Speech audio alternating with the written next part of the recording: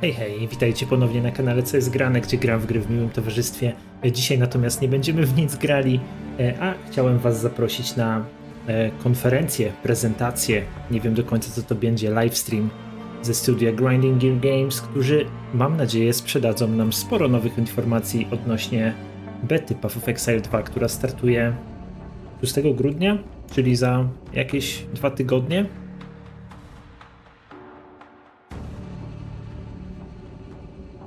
Oczywiście śmiało komentujcie to, co będziemy widzieć. Jakbyście oczywiście bali się spoilerów czy czegoś takiego. Heja. Boney Jay-Z. Boney Jay-Z. How am I doing? I'm doing fine, thank you. And how are you?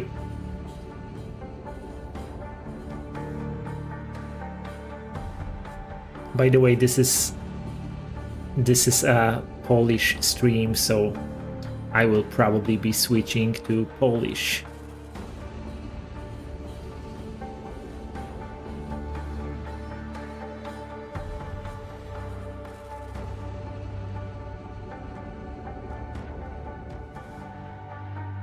Dobra, także jakby cokolwiek was zaciekawiło z tej prezentacji, to śmiało komentujcie.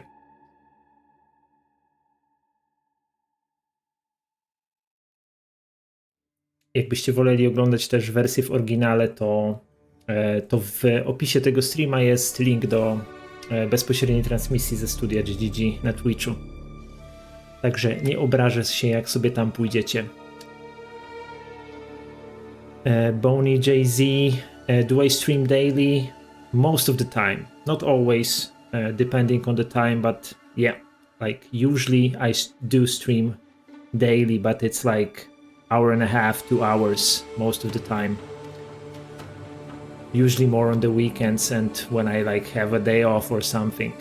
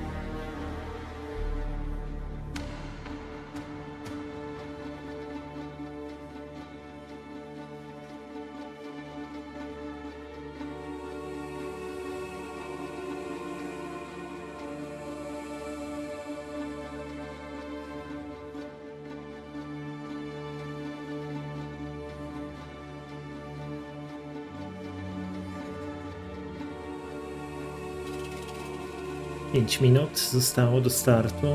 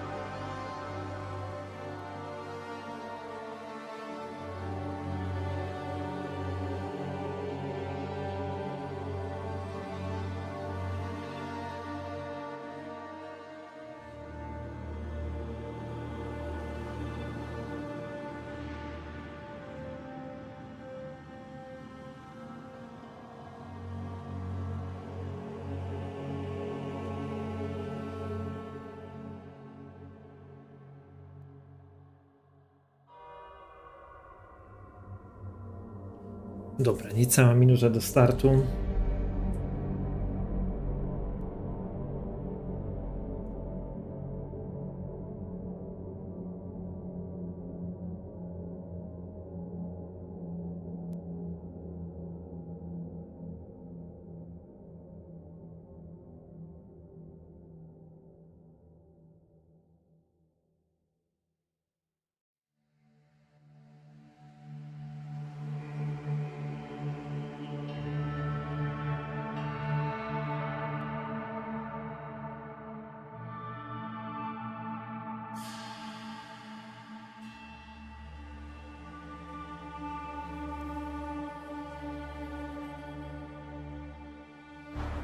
Sir, just what are we facing here? Dobra, zaczyna się. A relic of the old world. Ready your men, Captain. We will only get one chance. Zwiecha u mnie.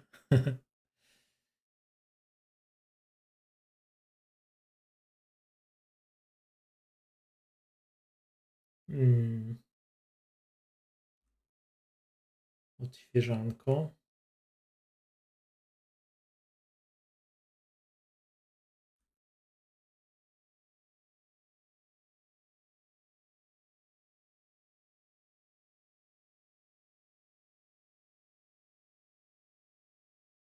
Reklamki. Cudownie.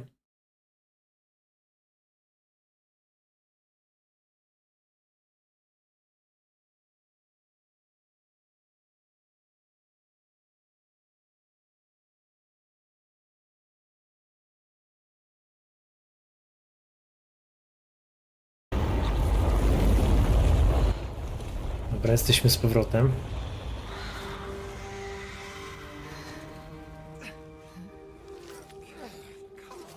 A mean cleave, eh, Captain?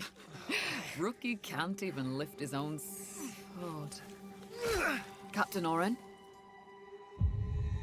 Captain?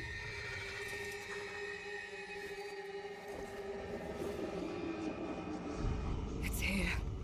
Rain! Send the signal! What the fuck? Rain! On Takie my back! intro będzie, Blade czy co? up! Come on! I'm ready! I'm ready!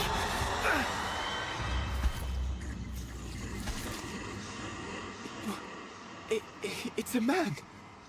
No, it's not.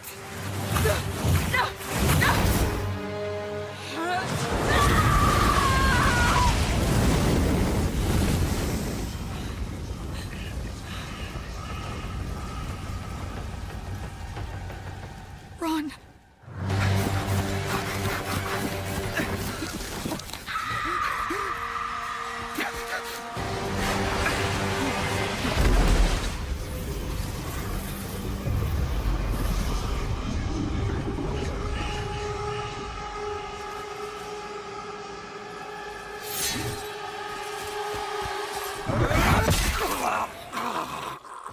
Captain! Captain!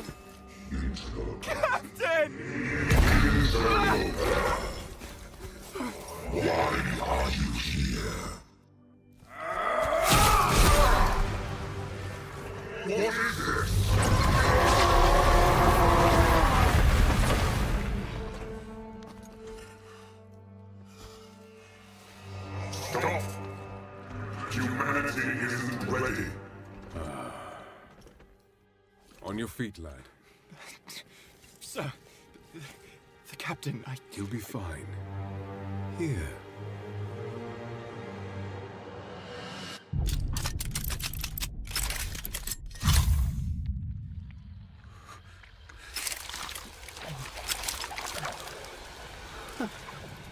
What is it?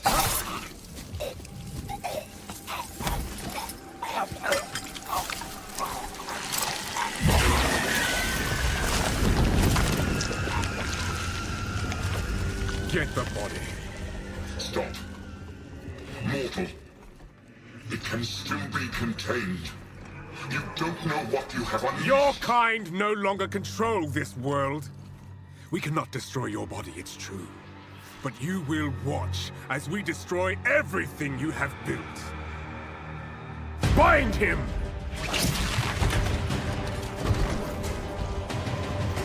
Feed. Grow, my child. I'll make sure you can eat your fill. No, nieźle, nieźle. Chyba chcą tutaj podskoczyć Blizzardowi w ich filmikach. Jakby na przykład było coś takiego pomiędzy każdym aktem w grze na przykład. Mega.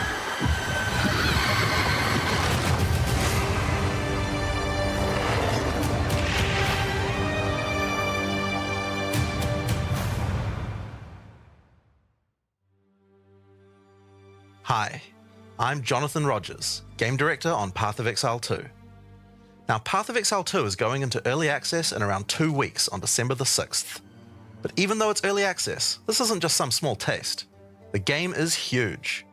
In this live stream, we're going to be introducing everything you can expect. So without further ado, let's roll the gameplay trailer. Existence is a thing of beauty, precious, but impermanent. Life and death are mortal enemies, and yet bound to one another.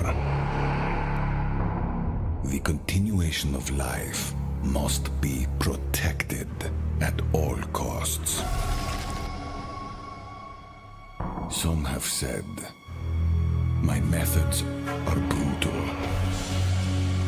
To this, I say, there can be no salvation without sacrifice.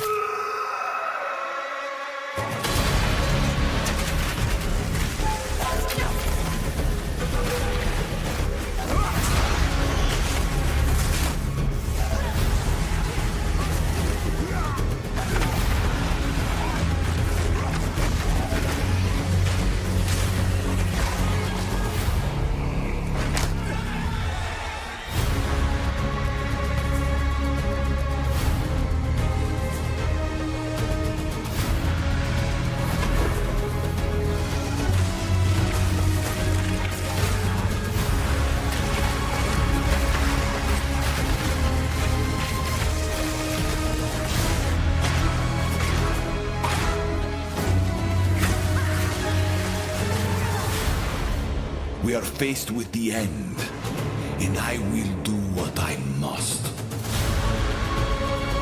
O, no Atlas chyba.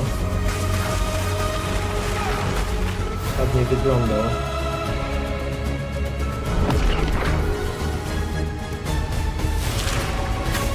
Jakieś gwiazdozbiory.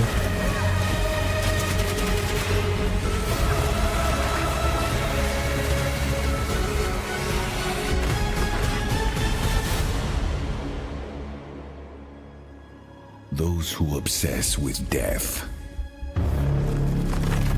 let them soon be acquainted with it.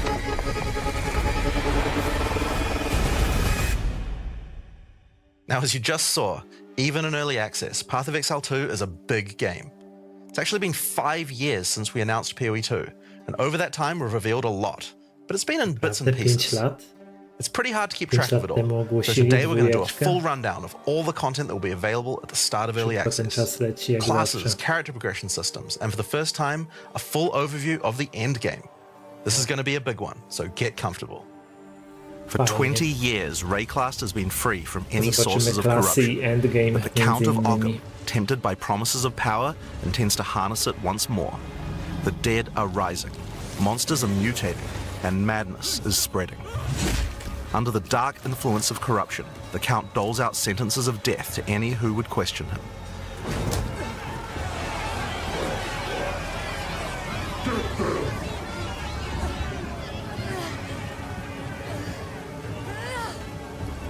Tak chyba będziemy wybierać naszą postać. And this nie? is where you find yourself at the start of PoE 2. Ciekawe, tam było Explore chyba the tylko dark 5 czy forests of 6 Ogham. postaci. Traverse the barren plains. Kurczę, znowu ścinka.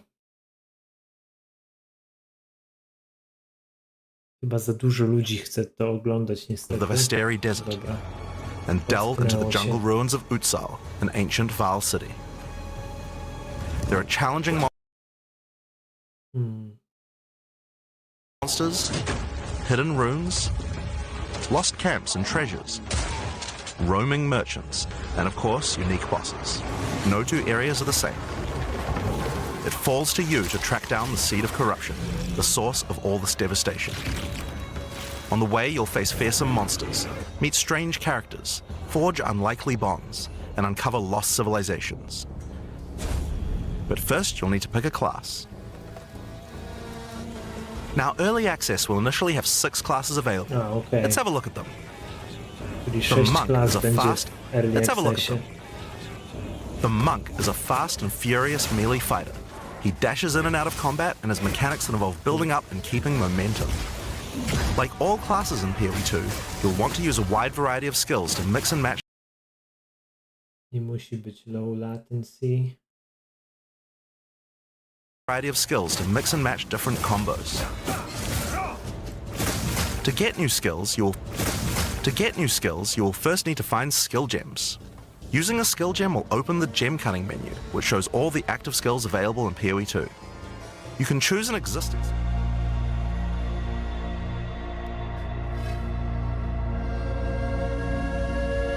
Technical difficulties.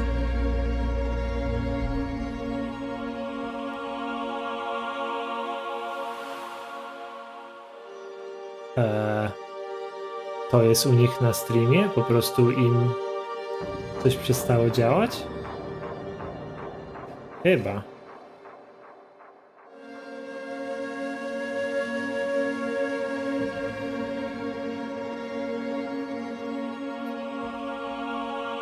No dobra, cudownie.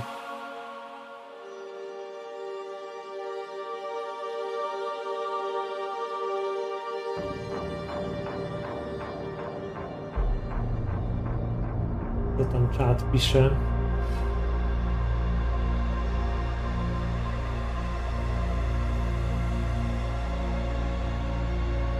Tak dużo pisze, że nic nie widać.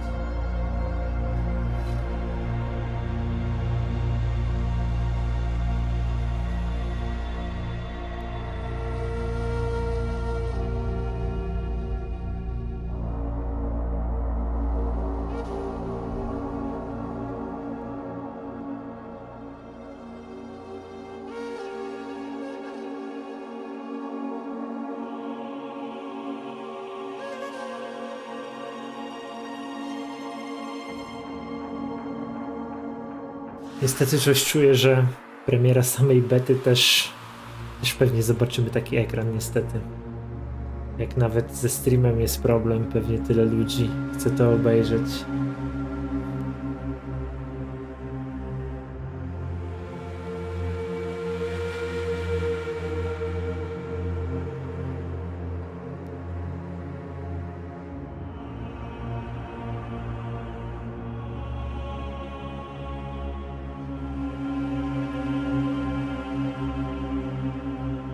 Sir, just what are we facing here? Co? Precious.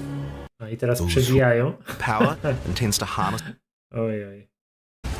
There are 21 active skills for quarterstaves, so this just scratches the surface of the options that you have. Troszkę chyba By ominęli endgame, you'll be rzeczy. dashing from pack to pack, spewing where you find yourself at the start of PoE 2. Explore the dark Może forests of teraz? Oglądamy.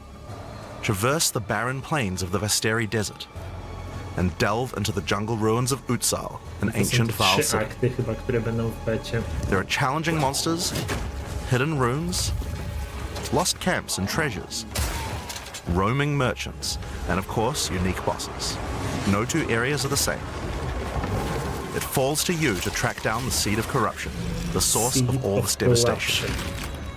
On the way, you'll face fearsome monsters, meet strange characters, forge unlikely bonds, and uncover lost civilizations. But first, you'll need to pick a class. Now, Early Access will initially have 6 classes available. Let's have a look at them. The monk is a fast and furious melee fighter. He dashes in and out of combat and has mechanics that involve building up and keeping momentum. Wydaje mi się, że Like all classes mnich in to taka PvE2, klasa, you'll która want to use a najbardziej, wide variety of skills to mix and match different combos. którą no jakby wydaje mi To się, że get od new mnicha skills, you'll zacznę first swoją need to find przygodę. skill gems. Using a skill gem will open the gem cutting menu, which shows Zawsze all the lubiłem active tego skills typu available in postacie. PoE2. Mnichy, You can mnichów choose an existing paladynów. skill to level up, or choose to engrave a new one. Since this is a level 7 skill gem, even if you pick a new skill, it will immediately be level 7, so there's no harm in trying out something new.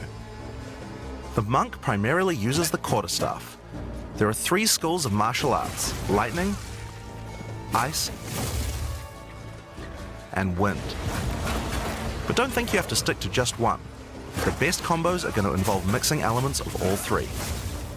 Let's try Killing Palm. Like many monk skills, this can be used to quickly take advantage of a specific situation. If there's an enemy on low life, you can use Killing Palm to dash to them and kill them instantly. This will provide a power charge. Then we could use a different skill to consume that power charge for a much more devastating attack. The monk also has powerful combo skills. Tempest Bell, for example, is a skill that places a giant resonating bell. Hitting the bell causes it to ring, dealing damage to all enemies around it. You can also do things like freeze or shock the bell, which will add elemental damage to the strikes. The monk also has a variety of abilities to empower his staff. If an enemy is close to being stunned, you can use Staggering Palm to punch them down. After that, any attack you do will shoot out wind projectiles. There are 21 active skills for quarterstaves, so this just scratches the surface of the options that you have. By endgame, you'll be dashing from pack to pack, spewing projectiles and obliterating screens of enemies with huge combo attacks. Okej. Now, if you like a 21 style of skilli. melee that's a little slower but hits much harder, then the Będzie warrior dla is for tego you. kilka, He który mniej pounds się the ground with posługuje. big chunky attacks and can shrug off the hits of small enemies with large amounts of armor. Even though the mace slams are slow, you never lose control. Longer attacks can be retargeted as you go, and if you find yourself committed to a long attack, you can dodge roll out of it at any time. Okej. Among the skill option for maces, you will find a variety of slams, fire attacks, war cries, and shield skills. Here, I'm going to slam the ground, rending it apart with lines of fire. Any slam skill will then cause these fissures to erupt with lava. I can even run through them with a skill like Stampede to do huge amounts of damage. The warrior can also use war cries, which can empower your Druga next skill. klasa to jest Seismic warrior. Cry, for example, will double any Nie slams wiem, from the czy next on attack. tą maczugą się The głównie będzie Stampede counts as a posługiwał, slam, czy to so I jest can tylko double that for przykład? even more craziness. If you want to go a little faster and be a little more defensive, equip a shield. In PoE2, you can raise your shield at any time to block all damage from the front, even To jest spells. ciekawe. While Oh. holding up your shield, your stun meter will build as you take damage, so be careful. If it reaches 100%, your stance will break and you will be vulnerable. Some I enemies możemy also have blokować unblockable attacks, which are indicated by this tarczą. red flash. If you see one of these coming, make sure to dodge out of the way. Okej. Ale nie, Using a nie shield do also bólu. gives you access to shield skills, like Po shield jakimś charge, czasie przełamie which allows you to naszą charge towards enemies and stun them. tarczę. While charging, you're also blocking the whole time, so you have full damage immunity from the front. A, okej. The warrior also has access to totems. Some totems have built-in abilities, like Shockwave Totem, which can be placed to stun nearby enemies and trigger aftershocks like those from the earthquake. Wojownik będzie miał But you dostęp can do also get totemu. ancestral warrior totems, which allow you to use any slam skill in your repertoire. This is a meta skill, which means that it's a skill you can put other skills into. I can take a slam like Sunder and socket it into my ancestral warrior totem. Now when I summon him, he'll sit there and slam the monsters from a distance. There are 20 active skills for maces, so there's a lot more to try out. But by endgame, you're going to be dropping hammers from the sky, leaping fearlessly into combat, and separating the very earth you stand on. 20 skilli dla magów. Time for some ranged attacks. The ranger is primarily about the bow, but we Ranger, wanted to make sure that she feels klasa numer agile as 3. well. In PoE2, you can shoot while moving. Combined with all the skills the ranger has that allow you to jump around, you will have a lot of mobility in combat. Bow skills have a variety of lightning, poison, ice, and physical attacks. Lightning attacks bounce around between targets. You can also stick lightning arrows in the ground which explode when hit by the bouncers, or electrocute enemies to take them out of combat. Ice attacks allow you to slow and freeze enemies to keep them away from you. Using poison, not only can you slowly damage your enemies from afar, but also grow some interesting plants. With 21 bow skills and all the mobility and combo tools the ranger has, you can take advantage of 21 every skill situation. dla łuku. By endgame, No i you'll be cleaning podobno ma to hundreds of być arrows, bardzo be they mobilna falling from the klasa. sky, bouncing around between enemies, or spraying out of tornadoes. You might have noticed in the bottom left of the screen that the flask slots look a little different. In PoE 2, you have one dedicated life flask slot and one mana flask slot. Flasks Okay. gain charges as you kill enemies, and typically allow you to heal 6 or 7 times if they're full. Okay. But that's not the only thing you can use charges for. Charms are a new item type that will automatically defend you from various debuffs or damage types. Having trouble with getting frozen? Equip a thawing charm. When it's fully charged, it will make you immune to freeze for 3 seconds if you get frozen. Czarny. To recharge Nowe them, just kill more przedmioty, monsters. które będą się ładowały przy You can gain zabijaniu more slots for potworów. charms by upgrading your belt. Ej. Upgradując pas, The mercenary wields a crossbow that can be loaded with different ammo types, offering versatility, power, and mobility. All classes in Path of Exile 2 can be controlled with WASD, which makes this class play exactly like a shooter. For the crossbow, you will find skills that work like shotguns, sniper rifles, assault rifles, Uszy, and even czyli grenade launchers. jak z karabinu But not only that, there are maszynowego. a wide variety of more interesting elemental ammos too. It's very fast to switch between ammo types, so long as you already have them loaded, No i też which makes the podkreślili, mercenary że able to combo abilities przypomnieli together for o devastating sterowaniu na effect. klawiaturze WASD, które Use podobno glacial bolt szczególnie to przy create walls takiej of ice to klasie separate powinno enemies, then switch to dużo fragmentation zmieniać rounds to na explode the lepsze. ice, dealing massive AoE damage. If I come across an armored enemy, I could use armor-piercing rounds to break their armor, and then high-velocity rounds to take them down. Or perhaps I could fire a gas grenade to poison enemies before detonating the cloud with an explosive shot for massive damage. Okej. If you want to call in some suppressing fire, you can summon artillery ballistas. These have a Czyli minimum on range, będzie so mógł you'll want to rzucać prepare your balisty. position carefully before moving in. There are 22 active skills for crossbows. By 22 endgame, you'll be skille calling dla destruction down from the sky as you litter the battlefield with grenades and pepper your enemies with your automatic shotgun. If you're looking to take a back seat and let your minions do the work, then the witch should be your choice. She can call forth hordes of undead monsters to fight for her, while casting powerful chaos spells that debilitate her enemies. Occult skills are some of the most Mówię varied o in the tym, game, że będzie with skeletons, ona noxious spells, przywoływała specialty minions, curses, and sacrificial nieumarłych magic. sojuszników. Before we talk about minions, we'll have to talk about a new resource in Path of Exile 2 called Spirit. This is a spirit gem, Teraz- which allows you to pick from a range of persistent skills. Okej. All classes have a variety of these skills which can add some very interesting effects, like Arctic Armor, which does cold damage to enemies that hit you, or Raging Spirits, which summon fiery skulls each time you cast a fire spell. For the Witch, though, we'll want to be using our Spirit to create permanent minions. These minions will be revived automatically when they die, so you don't have to worry about resummoning them all the time. Okej, będą się same wskrzeszać. Here, I'm Ale using będą the nas skill screen to kosztowały ten allocate which spirit. minions I would like in my horde. You can see the spirit cost of each one. Skeletal warriors are cheap, but weak, useful for tanking damage and distracting enemies. But I want more heavy hitters in my army, so I'm going to unsummon some warriors and instead add skeletal arsonists. Permanent minions come with special active abilities called command skills. You can order these guys to detonate your own minions for even more damage and area of effect. If you want a bigger army, you'll need a scepter. This new weapon type is imbued with even more spirit, allowing you to summon even more friends. And if you want an even bigger army than that, you can take advantage of corpses to summon true hordes of minions. But what can a witch do while her army is at work? Well, she has a range of chaos spells to spread disease amongst your enemies, or bone skills to impale them. Or, you could curse them to make them weaker so your horde can take them down. There are 25 active occult skills. By the endgame, you'll be the leader of a fearsome army of the dead, consuming everything in its path. 25 skilli dla wiedźmy. The sorceress bends the elements to her will, using them to unleash devastation on her foes. This classic spellcaster weaves a flurry of elemental magic from afar. No i The teraz elemental jest już skills taka have everything you might klasyczna expect and more. Fireballs, postać icy explosions, rzucająca lightning zaklęcia, storms, you czyli get the idea. sorcerer. Each spell is unique and has many different ways to build and combo with others, even between different elements. For example, Czyli na przykład Flame druida Wall nie conjures a będzie w burning becie. line that not only Tyle damages ludzi czekało na enemies, druida. also empowers all Nie, bo projectiles to that już pass chyba through jest it. szósta i ostatnia. If you place a wall and fire lightning sparks through it, they'll gain extra fire damage. It's a good idea to take Dużo advantage of the mówią o ability to synergiach automatically swap pomiędzy weapons when you use certain elementami. skills. Having a dla special każdej staff with praktycznie bonuses to fire postaci. skills and another with bonuses to lightning skills can really power up a combo like this. The sorceress can also take advantage of powerful trigger gems.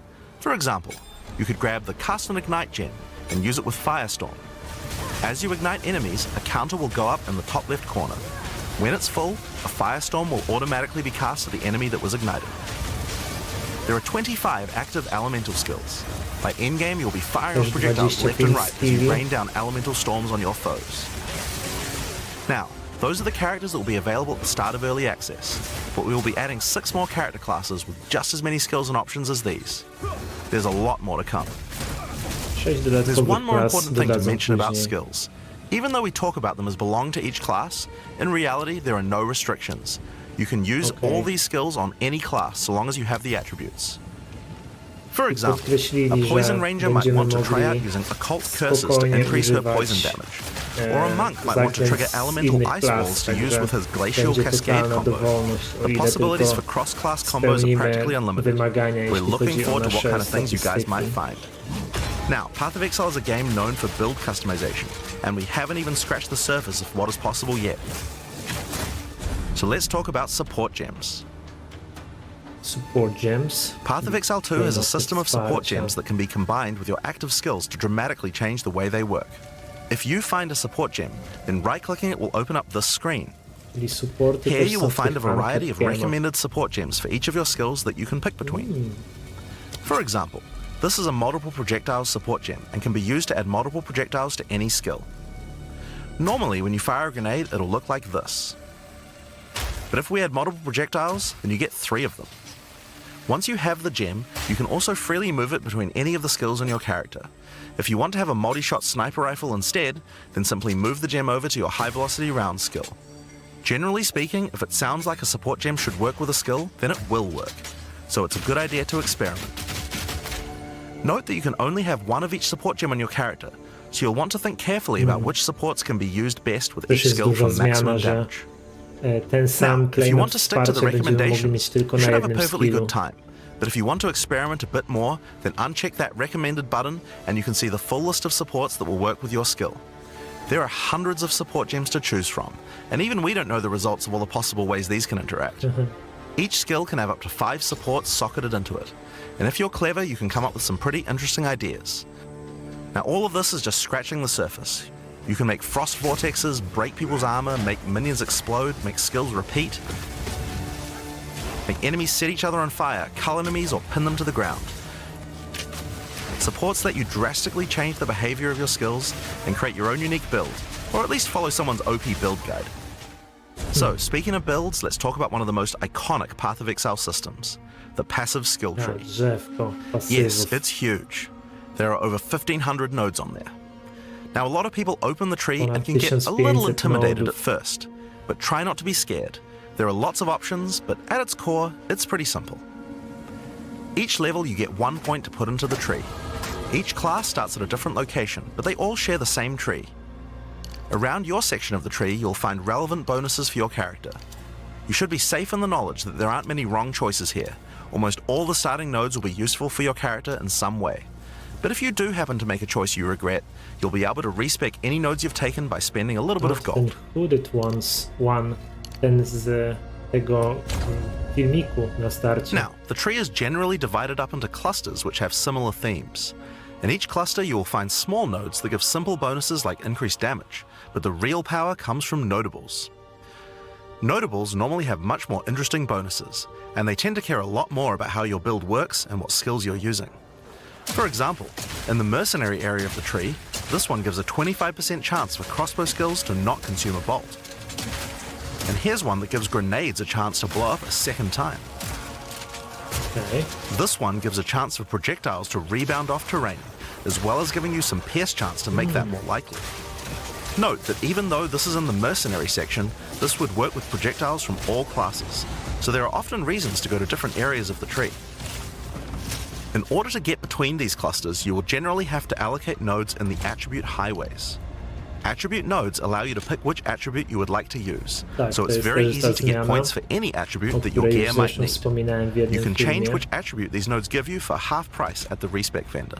A, In addition Nice. to notables, you will also find even larger passives called keystones. Keystones have both an upside and a downside, and often require changing your entire build to design around them.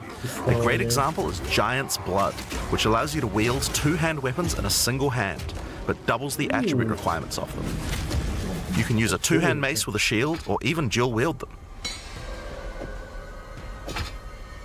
Bronie dwuręczne, w Or how jednej about Mind ręce. Over Matter, which makes all damage go to your mana pool first before your life pool, but you lose 50% of your mana regen.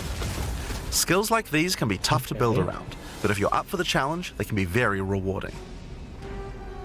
As we showed you earlier on the Sorceress, you can swap between weapon sets on the fly as you use certain skills.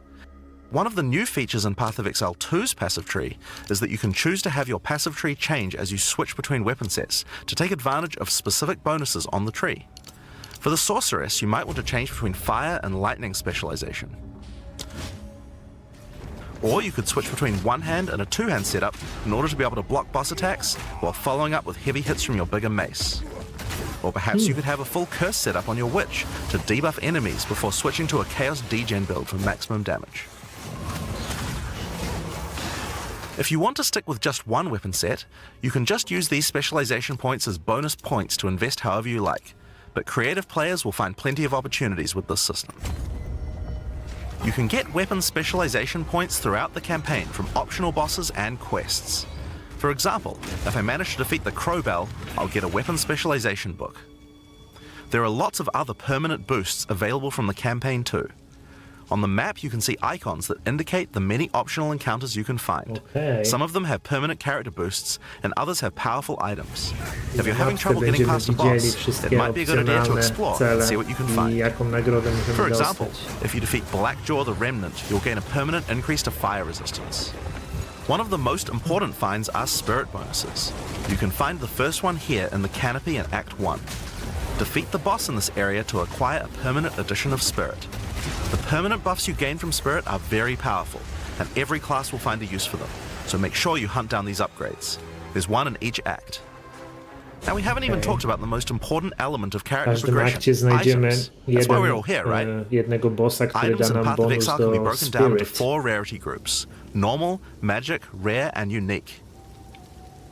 One of the things you're going to want to do as you play through the campaign is upgrade the items you find, and you can do that with currency items. An Orb of Transmutation will allow you to upgrade a normal item to a magic item with one mod. You can then apply an Orb of Augmentation to add a second mod, then use a Regal Orb to add a third mod, and upgrade it to a rare. Finally, you can use some Exalted Orbs to add more mods to your rare to a total of 6 mods. One of the things we think is really important is to make these options available to use as you play. All the items that add mods are much more common than they were in Path of Exile 1, so that you can use them throughout your campaign playthrough. We want you to find things on the ground that can be crafted into upgrades much more frequently. Dobra. As well as making the drop rates on these items much more common, you can also get them by disenchanting unwanted gear at the magic item vendor. If you Podobno te disenchant magic klejnoty items, you can build up to an do Orb of Transmutation, craftowania and by przedmiotów disenchanting będą dużo rares, you bardziej can build up to popularne Regal w Orbs. trakcie kampanii. Another important area of crafting items in PoE 2 is sockets. Some items you find will have sockets that can have Ezomite runes placed in them that add more mods to the item. If I insert this glacial rune into my helmet, it will give extra cold resistance. This is a great way to solve problems that you have with your build, like resistances or damage. If you find socketed items that you don't have a use for, you can take them to the salvage bench in town to work towards an Artificer's Orb. This will allow you to add sockets to your existing items. Okay. Body armors and two-hand weapons can have up to 2 sockets, while the rest of your armor and one-hand weapons can only have 1 socket. You can also salvage items with quality to create items like armor scraps or whetstones. These will allow you to increase the quality of your items for an up to 20% boost. If you don't want to disenchant or salvage your items, you can always sell them for gold. Gold can be used to buy items from vendors, and we've tried to do a lot to make sure that the items they have for sale are actually useful. Every time you level up, they get more stock, so make sure to check back often. Other vendors offer a gamble. Pay a flat amount of gold and you'll get a random item of a specific type. This could be a great way to improve your gear, if you're lucky. Gold is also used to respec your passive skills. Take advantage of this system to experiment with your tree and rework it as required. The other thing you might want to use gold for is the currency exchange. This allows you to exchange currency items with other players on an open market. in exchange for a small gold Settlersów fee. to znamy. Now, all items in Path of Exile are freely tradable. We never bind anything to your character, except gold. I wszystko oprócz złota będzie też Now, most gear będziemy in mogli Path of Exile 2 swobodnie is randomly handlować z generated, innymi but there's another graczami. type that isn't. Uniques. They are especially rare, each with a handcrafted set of unusual mods which can dramatically change a character's build. They're not just better rare items, they can do much stranger things that can fundamentally change your character. Corpse Wade will make any corpses you run through explode into clouds of poison. The Sands of Silk is a body armor that changes your dodge roll into a blink, morphing you into sand as you teleport past your foes. And of course, some uniques are just pure hits of dopamine, like Quill Rain, which just turns your bow attacks into full auto by doubling your attack speed. Each unique is something that you can build your character around. We try to make sure that most unique items have a potential use at endgame, even if you find them early on. And as you can see, every single unique item comes with custom art to match. The last character progression system that you can do during the campaign is Ascension. Starting in Act 2, you will come across Ascension trials, tests that you must complete to unlock your Ascension class. We'll explain these trials soon, but first let's take a look at what Ascending can do for your character. Each class has access to 3 Ascendancy classes, but at the start of Early Access, only 2 per class will be available. Ascendancy classes are unique to each character class, so choose wisely.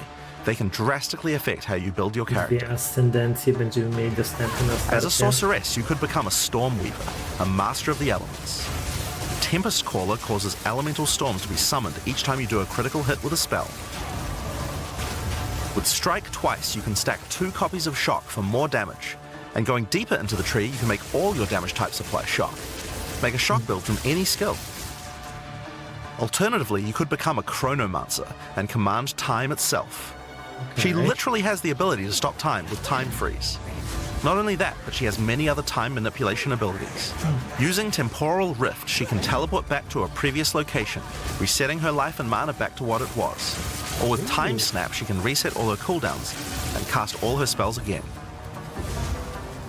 On the Warrior, you can choose between the Warbringer or the Titan. The Warbringer channels the might of his ancestors to gain tremendous power.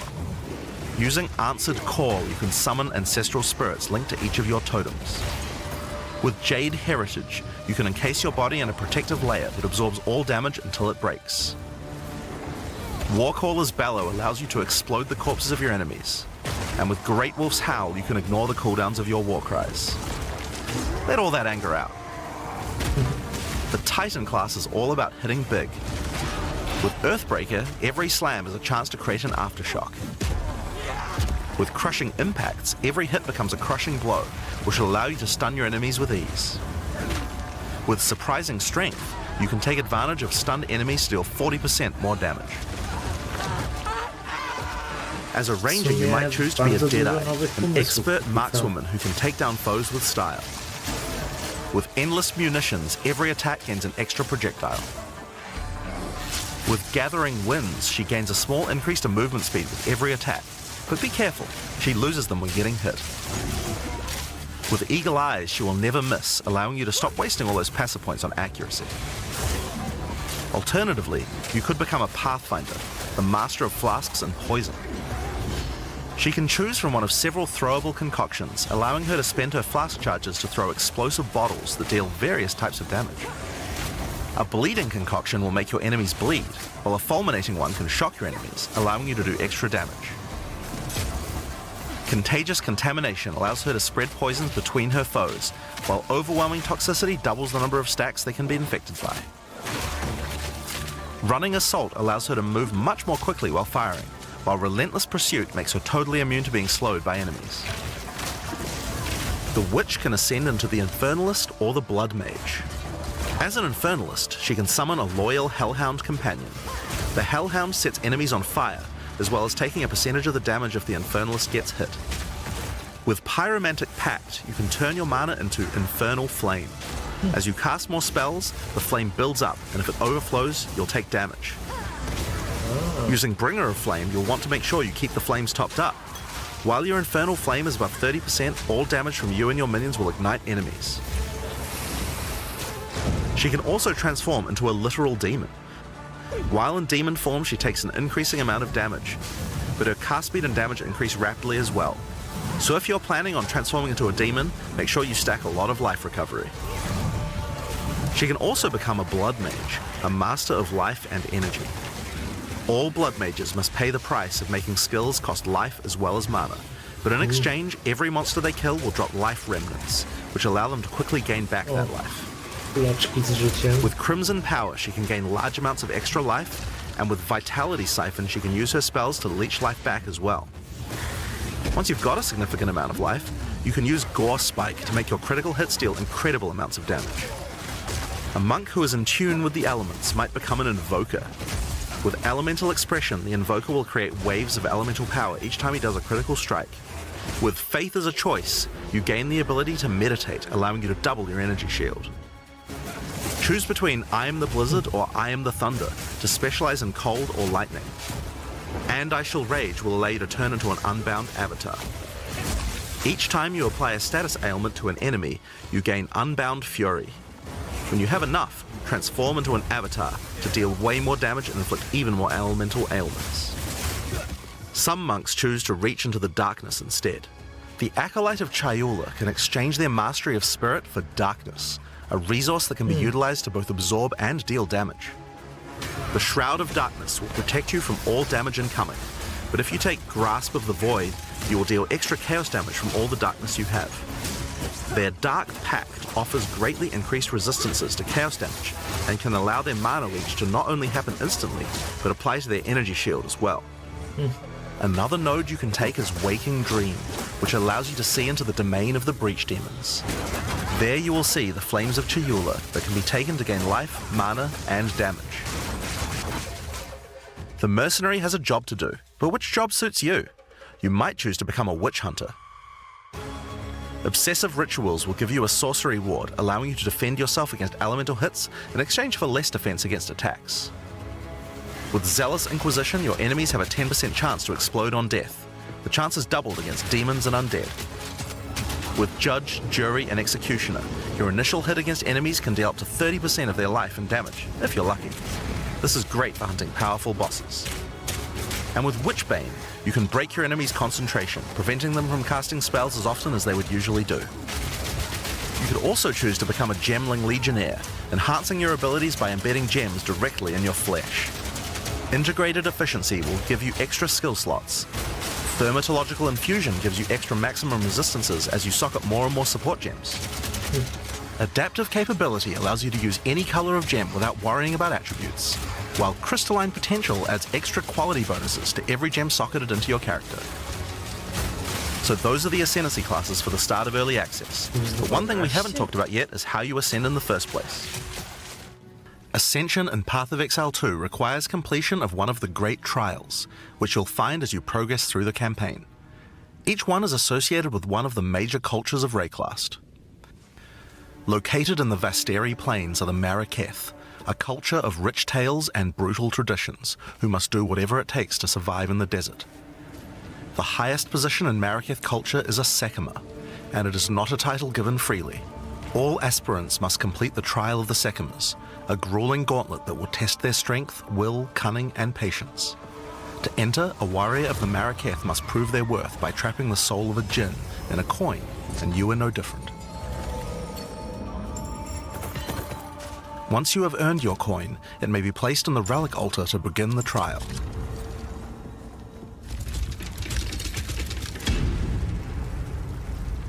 In the Trial of the Sekimas, each room has its own challenges to overcome. In this room, each rare monster you kill will send its blood to the chalice in the center of the room. Once the chalice is filled, you will be able to proceed. While fighting monsters in the trial, you will need to be very careful. Each hit will not only hurt you, but will damage your honor. The monsters are well telegraphed, so that you can avoid their attacks, but if you run out of honor, you will fail the trial and need to find another coin in order to try again. It is a good idea to make sure that you are well prepared before challenging the Trial of the Seconds. After each room, you will be rewarded. In this case, you have been given a key that can be used to unlock chests later in the trial. Once you have claimed your reward, you will be shown a map of the rest of the floor and may choose how you wish to proceed. Which challenges would you like to face, and which rewards do you want to claim? Some rooms are nie more byłem wielkim dangerous, fanem afflicting you tańców. with debuffs that will persist for the entire trial. For example, entering this room will afflict you with spiked shell that will cause all monsters in the rest of the trial to have 50% increased life. You will want to take care if you choose such a path.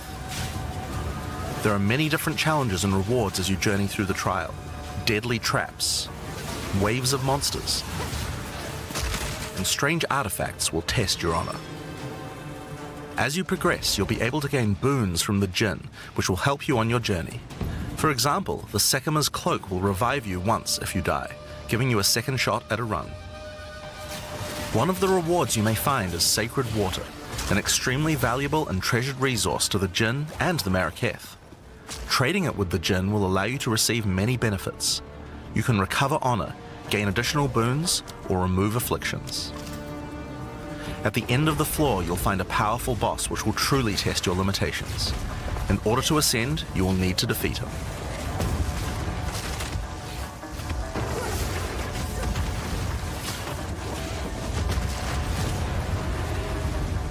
Having defeated the boss, you've earned the right to ascend. But first, the loot. The keys you have found may be used to open the various treasures in the vault at the end of the floor. We only have a single bronze key, so we'll just have to open one of these small chests. If you want to open the better ones, you'll need silver or gold keys. Let's use the Altar of Ascendancy. Your first ascension will allow you to pick your class and grant you 2 points to use in the tree. Now there are more floors and many more rewards that can be found within the Trial of the Sekimas, but we'll save that for the section on the endgame. For now, let's talk about the second Ascendancy Trial, the Trial of Chaos. In Path of Exile 2, you can choose whichever trial you like to earn your ascension. Each culture on Rayclast had their own methods to ascend. If the Trial of the Sekimas is not your kind of playstyle, or you're finding it too difficult, you could try another. You can gain all your ascension points from just one, or mix and match them. It's up to you. Dobra. For early access, we will have 2 trials as options, with a 3rd trial coming later for the full release. While exploring the Vaal jungle, you'll discover the Temple of Chaos. Okej. Before I the tu będzie Vaal pewnie embraced the science of świątynia. corruption, their civilization I to worshipped będzie drugi chaos. sposób This zdobycia ancient trial was ascendencji. once used by the Vaal to test their high Będziemy mogli priests. wybierać, A high który priest z of the nich Vaal chcemy, must show willingness to tak risk naprawdę. everything to gain power. Entry to the trial requires a token from a strange entity known only as the Trial Master. For those in which he sees potential, he shall inscribe an ultimatum. No, to może jednak Many have ultimatum attempted these bardziej. trials in search of greatness. Most have perished. Will you be able to defy the odds? Before you begin each chamber, the Trial Master will offer you a reward and a choice. Choose one of 3 tribulations to affect you through the rest of the trial. These modifiers might beef up the monsters, curse the player, or add environmental hazards like turrets or trap runes. In this case, we will be picking shocking turrets.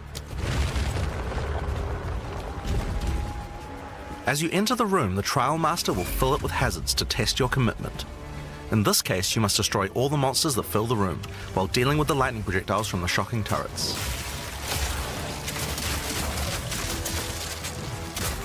Okej, czyli tutaj jest taka bardziej straightforward walka, nie mamy żadnego honoru, o jaki musimy dbać.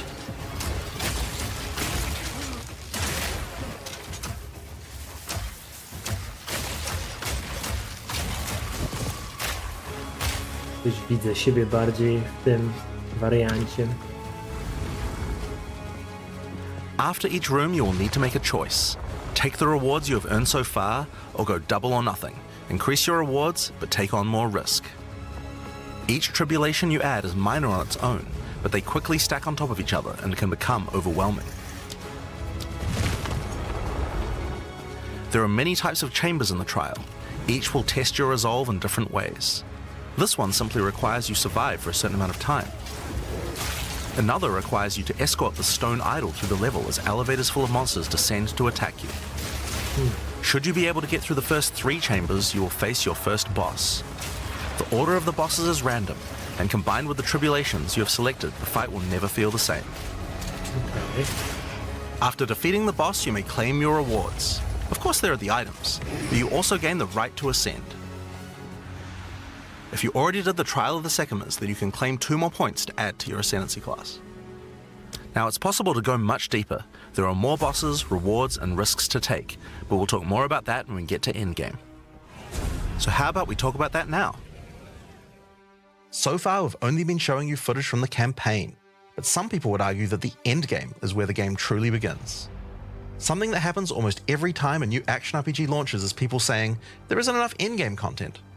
Well, we want to make sure that in PoE 2 people don't feel that way, and we actually only changed our development priority for this recently. The first 3 acts of PoE 2 already take around 25 hours to complete if you're a new player. This is already a pretty significant campaign. On the other hand, people spend hundreds of hours in endgame each league.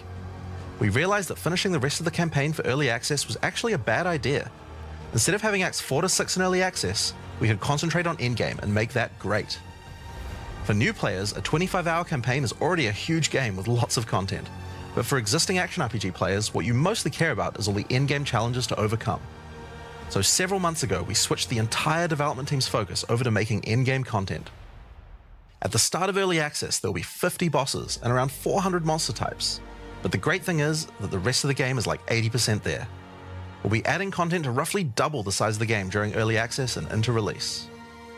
Now, in order to make the endgame happen at the same character level as what it would be after we added the rest of the acts, we've added a second difficulty level called Cruel, where you repeat the campaign with all the monsters and bosses leveled up. And of course, new rewards. You can kind of think of it as like a new game plus. It's also a lot faster to get through the content the second time as your clear speed increases. That will take you to around level 65, where the endgame begins. Once we add the remaining 3 acts, we'll be removing Cruel difficulty, so you'll progress straight from the end of Act 6 to endgame. But what is the endgame? To explain that, I'll hand over to Mark. He can tell you all Także about na it. razie są tylko 3 akty, ale będziemy je robić 2 razy tak I'm naprawdę. Mark Roberts, Game Director Za on drugim Path of razem Exile na 2. trudniejszym poziomie trudności. Well, one thing that Path of Exile is known for is having a lot of distinct endgame content to choose between. Each endgame mechanic needs to have its own progression system, areas, bosses, rewards, and player power that can only be gained from that content. We are going to be adding a lot more over time, but for Path of Exile 2 we decided to start with 7 distinct systems you can progress through. This is the Atlas, and it serves as the core of the endgame for Path of Exile 2. It's infinite and expands in all directions. Now, we are not going to spoil the plot too much here, but corruption from the beast has blighted the land, and your objective is to help fight it. In the center of the Atlas, you will find the Ziggurat, a temple in which the Val research the fundamentals of space and time. Here, we can open portals to nearby locations and begin cleansing corruption and finding resources. In order to power the portal device, we will need waystones. Each waystone has a tier which will determine the level of the monsters that you will face. To go to an area, simply click one that is adjacent to an area that you have already completed. Insert the waystone and click Traverse. Portals will open, allowing you and your party to travel to the area you have selected. All the areas in the endgame feel distinct from the locations in the campaign, and we have dialed the randomization up to 11. The monster packs you will face in each map are totally random, and the combination of them can lead to some very interesting combat situations. There are over 400 monster types in early access, and they have a lot of varied and interesting abilities. Depending on which combinations you face, you might find some serious challenges. In order to cleanse the corruption from the area, you will need to defeat all the powerful rare and unique enemies in it. Once you have done that, the area will be marked as completed and you will be able to travel past it to progress deeper into the world. If you die, then the map can no longer be run, and you will have to find another way around to get to the areas behind it. There are also all kinds of other random encounters you might run into as you play maps. One such encounter are precursor artifacts. These are ancient, corrupting monuments that irradiate the monsters around them. The monsters that feed off the corruption are drawn to their power. If you defeat the monsters and cleanse the artifact, you will get a powerful temporary buff. Some of the buffs make you faster, others rain lightning or fire around you, and some even give you increased experience or help you find better items. You can also find strong boxes. These enigmatic chests guard piles of treasure, but are always a trap. Monsters lie in wait to attack you the moment you open it, and the boxes often have mechanisms to unleash powerful spells or dangerous debuffs. There are different types of strong boxes containing different items, and you can even use your currency items to craft them on the fly, so you can optimize the Mówią teraz o content. But be wszystkich, careful of opening one you wszystkich can't mechanikach handle. endgame'owych, jakie będą dostępne. Więc nie wiem, czy można to traktować jako ligę.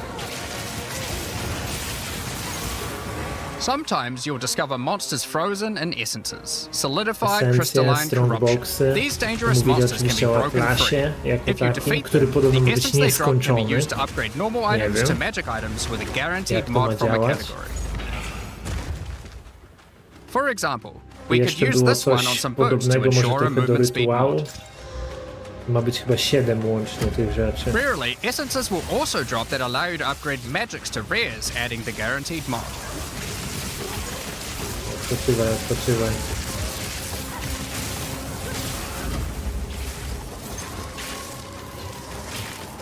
This is incredibly powerful since it allows you to get a second deterministic mod in your crafting projects. Combining these with the currencies that are commonly found in Rayclast for modifying items, and we can get a very nice pair of boots indeed. Waystones, like all items, can also be crafted using your currency items. Waystone to Adding są prefix mapy? mods will improve the rewards, while suffix mods increase danger. The more dangerous a map is, the more waystones will drop. Adding mods to your waystones is key to progressing to higher tiers and sustaining them, but it will require you to take on larger challenges. There No are a właśnie dzisiaj variety of nawet na tym factors you have to streamie były consider when wcześniej crafting your problemy waystones. techniczne, więc Some mam maps will have obawy. higher density, Mam some obawy na lower, starcie. some Nie have more magic and nastawiałbym rare się na chests, or płynny monsters, start. some are more linear and others Myślę, more że open. pewnie Make sure problemy you będą. explore and think about what makes certain maps good if you want to maximize your returns.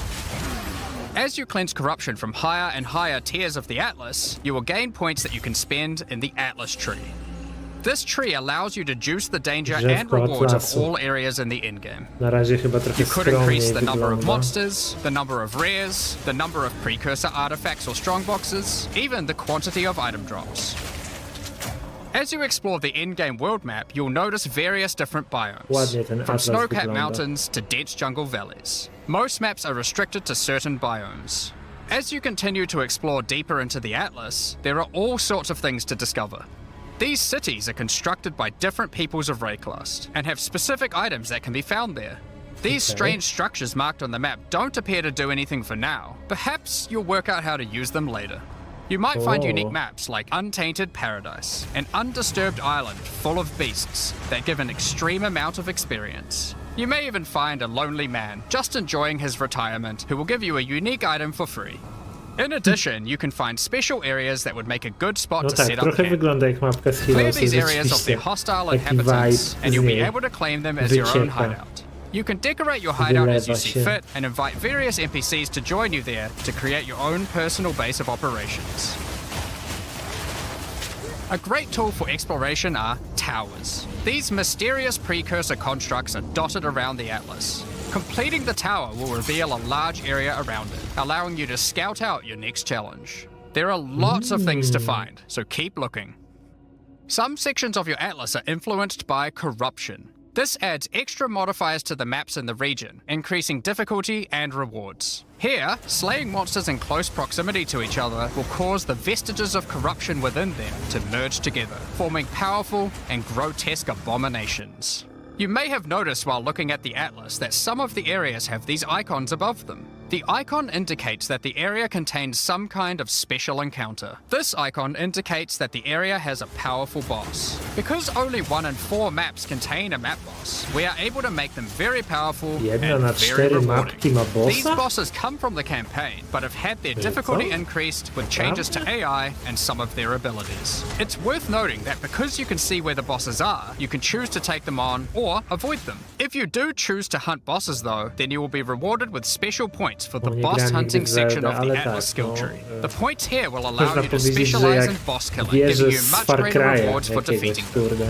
Odkrywają ci mapę For dookoła. each different type of content in the endgame, we are adding specialized trees in order to make it so you don't feel the need to respec your points when you change between different types of content. We will be showing you 7 of these by the end of this presentation, so there is still a lot more to come. Bosses are not the only icon you will see on the Atlas. Let's take a tak. look at one of the endgame systems, Breach. If you played PoE Breach. 1, you might be familiar with Breach. For PoE 2, we have created sequels to several PoE 1 leagues. While the mechanic is familiar, the monsters, No, bosses, spoko. rewards, Też, and progression are all szczególnie w tych new. starszych A breach is a asasynach tear in lubiłem. the fabric of Zawsze było reality. jakieś Opening it znaczy, will allow you to see the demons and często to było otherworldly jakieś monstrosities wyzwanie. that lie in wait on this other plane of existence. By engaging with a breach, you'll create a bridge between their world and Rayclast. In order to keep the breach open, you will need to kill the demons that pour forth. The faster you can kill the monsters, the more monsters you will fight, and the more loot you will find. You Okay. can also find clasped hands that will open and drop more items if you run over them. These can be a good boost to the rewards of the breach, so keep an eye out. One of the rewards that you may find while fighting monsters from Breach are tablets. Tablets are Tablets. special items that can be used with precursor towers to add more encounters to the Atlas. Breaches will drop breach tablets. Clicking on a completed tower will allow you to consume the tablet to add more breaches to areas within range of okay. the tower. This Czyli makes będziemy all the mogli content in sobie the Atlas breach self-sustaining. dodać. Want to do more breaches? Find the tablets, add them to your towers, get more breaches, getting more Możliwe, tablets. że Soon każda your Atlas mechanika will be będzie miała covered in takie otherworldly tablety swoje, domains. In które addition, będziemy like mogli all wkładać, items in żeby PoE, po you prostu can mieć craft więcej them. danej Use your currency aktywności. to add mods to your tablets, allowing you to upgrade all the breaches in range. Tablets can have up to 2 mods. These mods do things like adding extra rare monsters, Tak, wygląda extra bardzo clasped ładnie, hands, graficznie or even ciężko mods się to density of przyczepić. breaches, allowing you to keep them open longer. Miejmy Often nadzieję, you że will też find jeśli chodzi multiple o towers near to each other with performance będzie overlapping dawało areas of radę. effect. This can allow you to really juice the mechanic by stacking the mods from multiple tablets. In your fight to hold the breach demons at bay, you may want to use the powers of their world against them. Each in-game mechanic always has player power that can only be gained from that mechanic, and Breach is no different. In Breach, you will find catalysts, items that can increase the quality of rings and amulets by improving specific mobs. You can also find Breach Rings, a special base type that can have its quality improved by catalysts up to 50%. In this case, you could create a ring with around 170 life. Breach Rings can become some of the strongest rings in the game, Maximum giving you some good quality is motivation to 50. face the demon hordes. In addition, each endgame mechanic needs to have a pinnacle endgame encounter. While killing Breach monsters, you may find Breach Splinters. Collect enough of these and you'll be able to create a Breach Stone. Using a Vaal technology called the Realm Gate, you can use your Breach Stone to access their domain and bring the fight to them. In this twisted domain, you will find nothing but a single massive breach. Triggering it will reveal hordes of breach inhabitants.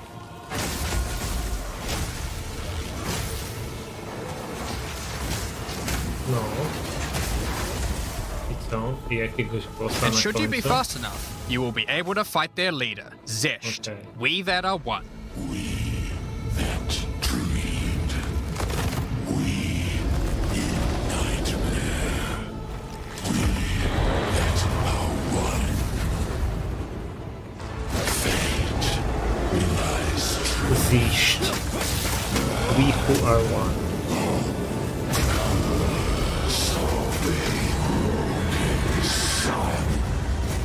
Spoko, spoko. Mam nadzieję, że jakoś będziesz mógł się ruszyć. I następnym razem będzie This łatwiej, is just one of zapewne. the pinnacle encounters of Zakwacy PoE 2. mają to We do won't be siebie, showing że the rest of atakują na them, so you początku will have to najbardziej. discover them for yourself. Ale But tak, rest odpoczywaj assured, dobrej this is nocy. some of the hardest content we have Jak ever będziesz made. miał ochotę, to All these zapraszam encounters po have więcej. specific uniques that can only be found from them, but that's not all. We still have the progression system. Defeating Zesht will give you points to allocate into the breach section of the Atlas tree. Allocating these points will make breaches and the breach domain even harder, but will give you more rewards. The small nodes will increase the difficulty of the twisted domain, while the large nodes have more specific bonuses. For example, this node adds more clasped hands to your breaches, To na and pewno adds a im pack of więcej magic monsters odpoczynku, that can tym guard them. będzie łatwiej. Get some Więc more points and you can allocate pewnie Waking dobrze zrobi Nightmare, się. which will double the number of splinters you get from clasped hands, and inflict you with a Postarasz się mysterious debuff. pospać. In order to earn more points, you will need to defeat Zesht at a higher difficulty, and some rewards from Zesht can only be found by increasing the difficulty of the Twisted Domain above certain thresholds. Defeating Zesht at difficulty 4 will be a challenge indeed, but there are many more threats in Rayclast. Ritual altars are sacrificial Ritual. sites built by the mysterious King in the Mists. If you encounter this symbol on the Atlas, then you know that the area contains ritual altars. W sumie to jest Ritual mega altars fajne demand według tribute. mnie, że w Every Atlasie monster you będziemy slaughter in the widzieć, circle zanim will wejdziemy feed do the mapki, altar. jakie tam będą After the atrakcje na nas sacrifice, czekały. touch it to begin the ritual. The monsters you just killed will be resurrected Będziemy by the mogli King of sobie the Mist's rzeczywiście dark magic, and you starać must się fight to survive. wybierać to, co nam sprawia przyjemność, albo to, co po prostu chcemy The robić tribute w you have danej offered to chwili. the altar can be spent to buy powerful items, but they can be Całkiem expensive. fajne. To gain more tribute, you will want to find more altars. Each successive ritual you do within an area will spawn the monsters revived by the previous ones, in addition to the ones you sacrifice next to it. By the end of an area, you will be fighting a truly imposing number of foes, but will have a significant amount of tribute to spend. One of the rewards you can buy with tribute are omens. These are special items that allow for meta crafting. Crafting items that affect other crafting items. Have an item with good prefixes but bad suffixes? This omen will help you to remove the mod you don't want while keeping the ones you do. There are a bunch more of these with different effects, but we will leave them for you to discover. Now don't forget that Ritual will also drop tablets, which can be used to specialize into getting more rituals. If you want to get to the pinnacle boss of Ritual, then you will probably want to use them. They can also be Także mamy crafted to grant potwierdzenie, że mods, te making your tablety rituals będą more wypadały rewarding. dla The innych pinnacle encounter mechanik of też. Ritual is the King in the Mists. Feared by the Asmeri people, he is said to have brought eternal darkness to the Wildwood. We won't show the encounter, but just like Breach, there are a range of unique items you can get for defeating him, and you will gain points in the ritual section No i of że the Atlas każda tree. mechanika ma swoje własne Some mini maps have drzewko been w touched Atlasie. by insanity. A mysterious Mamy entity has delirium. taken a special interest in you. Step Może through the looking glass przedostatnia and już you will jest find your mechanika. nightmares coming to life. When you touch a mirror, the mists of delirium will spread out across the area, infecting your mind. You must stay within the mist to maintain the nightmare, which is as profitable as it is terrifying. Everything you kill will increase the rewards that drop. However, the deeper into the mist you travel, the stronger the monsters are. Be careful not to overstay your welcome. Rare and unique enemies will become vessels for terrifying demons, who will manifest out of them to unleash powerful attacks on you. The mist also offers a strange crafting material, distilled emotions. By combining these emotions, you are able to instill your amulet with a notable from the passive skill tree. This is like gaining an extra passive point for free, attached to your gear. They are also particularly to tak great jak because you don't have oleje to z traverse the Blighta. tree to get them, allowing you to get off-class bonuses that would normally be much harder to get. Okej. Distilled emotions can also be used to instill your endgame maps, applying Delirious to them and adding additional difficulty and rewards, allowing you to further juice your endgame maps. The tablets you can find from Delirium can be used to further improve it, increase pack size, make the fog dissipate slower, or improve your progress towards the pinnacle encounter of Delirium. Speaking of which, every now and then you will find simulacrum splinters. The mysterious entity will create strange encounters based on warped versions of your own memories. Monsters and simulacrums come in waves that get progressively more difficult. You will receive loot at the end of each wave, and you will have to make the decision to leave now or continue on, facing up against even tougher foes from the mist. The bosses you will face as you get deeper into a simulacrum are truly terrifying. If you can complete a simulacrum, you will gain points for the Delirium section of the Atlas skill tree. Next up, we have Expedition. Expedition.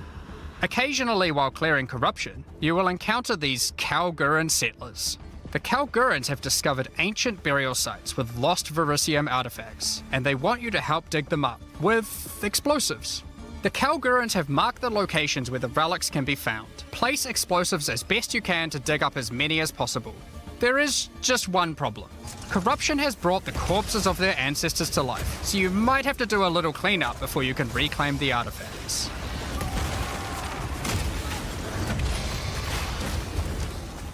You can also find remnants, the destruction of which will further anger the restless dead. Each one you blow up will make the subsequent monsters more powerful, but also more rewarding. Danig, Rog, Tujin, and Gwenin will exchange the artifacts for useful czyli tu items się and chyba nic runic nie magic. zmieniło. You can also find tablets to increase the number of expeditions and the Nice. rewards. This one increases the radius of explosives, while this one increases the number of remnants you will find. Eventually, you might discover a logbook. These are special maps full of buried treasure and relics. Essentially, one giant To dig się nie site. pozmieniało za bardzo. Here, you can create an extremely long chain of explosives and go through a very high number of remnants. But be careful, many remnants have mods that can really brick your build, so you will probably want to avoid these ones. If you add too many remnants, you could easily make the encounter harder than you can handle. There are all sorts of interesting things buried under the ground in logbooks. You might find dripping caves and hidden pirate caches. But the most powerful encounter is Olroth, the ancient undead commander of the Knights of the Sun. Defeating him will grant you unique rewards, as well as points to spend in the expedition section of the Atlas tree. So those are the in-game systems on the Atlas, but we are not done yet. The trials we talked about earlier have much more content when you get to endgame 2. Just like the other in-game systems, they also have progression mechanics, unique rewards, and player power that can only be gained from them. As you get higher level coins for the Trial of the Sycamores, you will unlock more floors to explore. Each floor has its own challenging rooms and a floor boss that you will need to kill.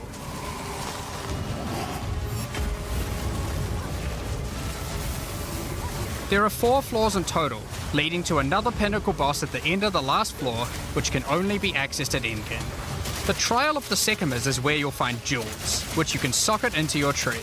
These are like passives that you can craft with your currency items. They can be really powerful as they allow you to stack modifiers that may not be easily accessible on the tree normally. This jewel gives lightning damage and shock chance, for example.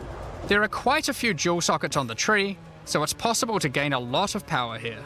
There are also other types of jewels that don't provide any bonuses themselves, but affect other passives surrounding them. This jewel increases the effect of small nodes and radius by 25%. With careful placement in the tree, you could get a significant amount of power from it. There are also unique jewels available with very interesting effects, but you will have to find those for yourself. In order to push further into the trial and uncover the secrets of the Maraketh, you will want to take advantage of its progression system, relics. Relics are items that can be placed in the relic altar as you start the trial. They give special bonuses that affect the trial, making it easier and increasing its rewards.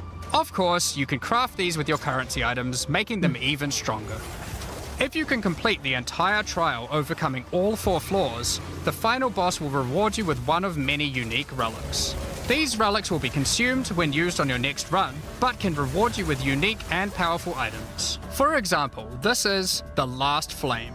If you use it, you will have only 1 honor for the entire trial, so you will need to do a completely hitless run. Oh my god. The Trial of Chaos also extends into the endgame. As you gain inscribed ultimatums of higher and higher levels, the number of chambers that you can go through increases. In true Vaal style, this allows you to take even more risks for even more rewards. At endgame, you can progress through up to 10 chambers with 3 bosses on a single run. Stacking 10 tribulations on top of each other will make this a significant challenge, but it's worth it. The Trial Master will tempt you with items of the Vaal Empire, such as Vaal Orbs. Vaal Orbs are powerful crafting items that corrupt your gear with random, mysterious outcomes.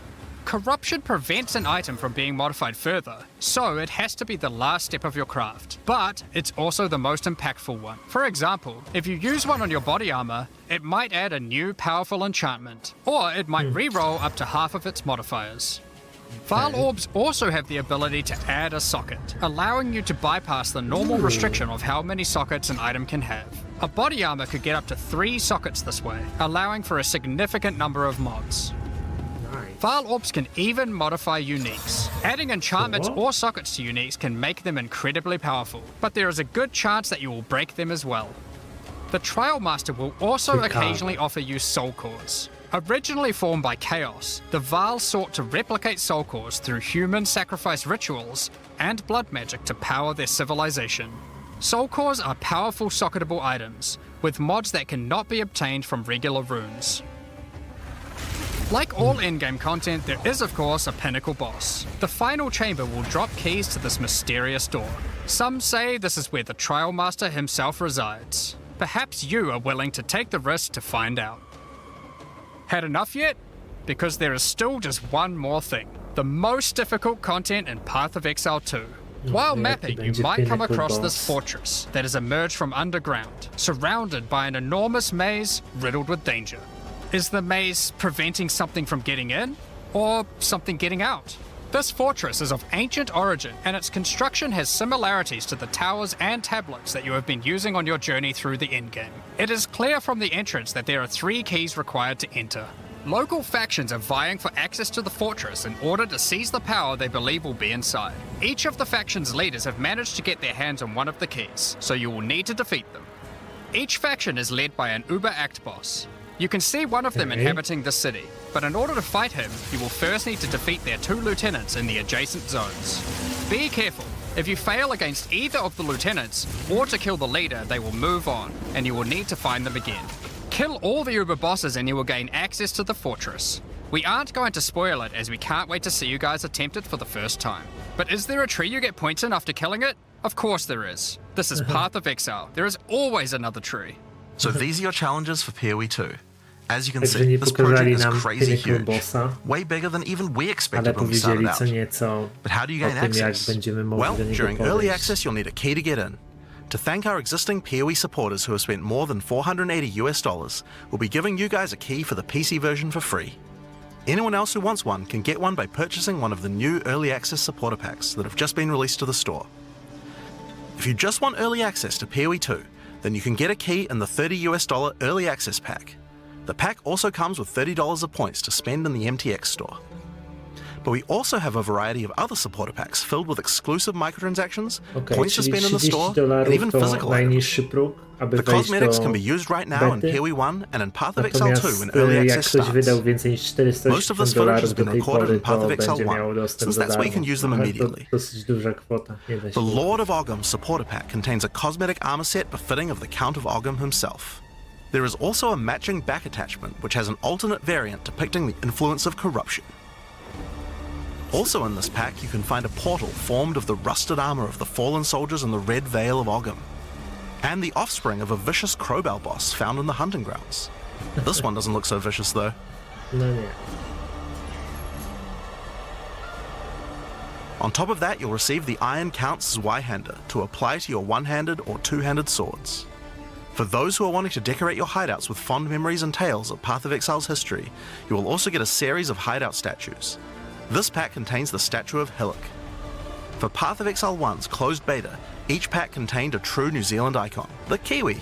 O, Following this tradition, all packs in this series will also contain a new themed Kiwi pet. The pet will loyally follow you into battle, but run away at the first sign of trouble. Become the ruler of the desert with the King of the Faradin supporter pack. Show your mastery of traversing the sands of the Vasteri plains. The body armor will allow you to glide along the ground with ancient sand magic. Now each armor set comes with body armor, boots, gloves and helmet, but the boots are covered in sand. If you'd prefer to show them off, you can turn the gliding off if you want. The accompanying back attachment equips you with 2 powerful pillars that can control and manipulate lightning. They will periodically release their energy in a powerful blast while in town, and hover in a circle around you, arcing lightning between them, forming a barrier of energy. Replace the appearance of any bow with the Faradin's Glory skin, or replace the appearance of a spear with the Tyranny's End spear skin. This spear skin can be applied to staves and war staves in Path of Exile 1. If you want to truly show your worth as a King of the Faradin, then you definitely need your trusty, moving, entire city fortress known as the Dreadnought to travel across the Vasteri plains. In Path of Exile, you can decorate your hideout however you like, and it's no exception here. It comes with a variety of thematic elements to use, or use decorations from elsewhere in the game. Additionally, you will get the Deshret's Blessing level up effect. The King of the Faradin Kiwi pet, and last but not least, a statue depicting the Vaal Oversoul from Path of Exile 1.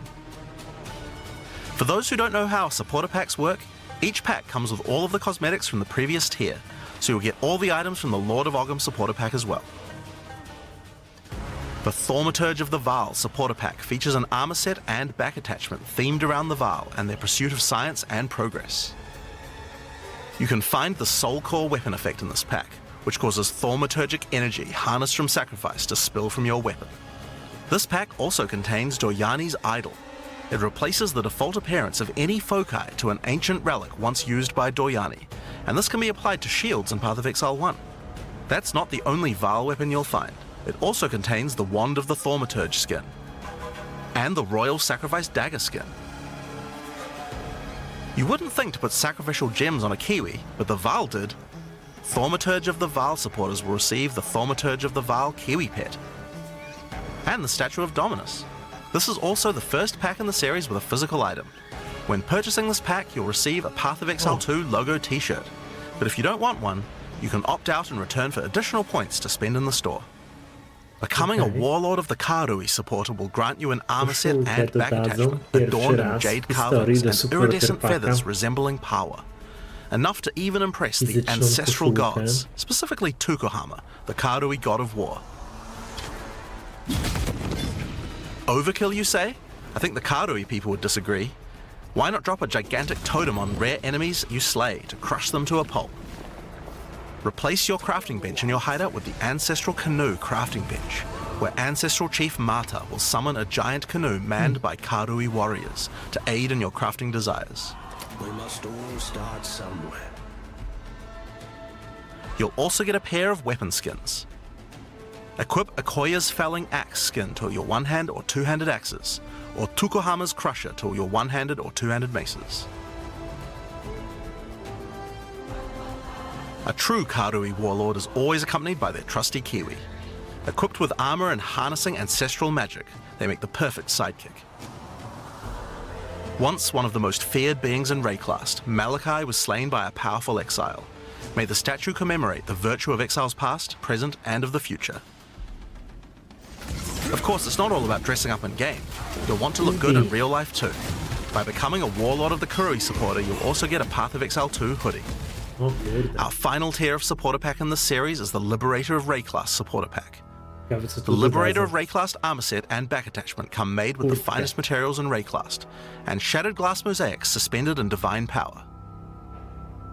Set up your base of operations in the Beacon of Salvation hideout. Why restrict yourself to just one island when you can liberate more? The Beacon of Salvation hideout comes equipped with your own collection of small islands and personal operators of boats that you can use to row between them. Just walk to the piers, click a boat to enter, and navigate as you choose. Decorate each island as you see fit to best represent your well-earned hideout. Everyone in your hideout can use their own boat. Why not have some races? You can also get the Window to Twilight portal effect, a beautiful mosaic piece of art that shatters and reveals a gateway to your desired destination as you approach it.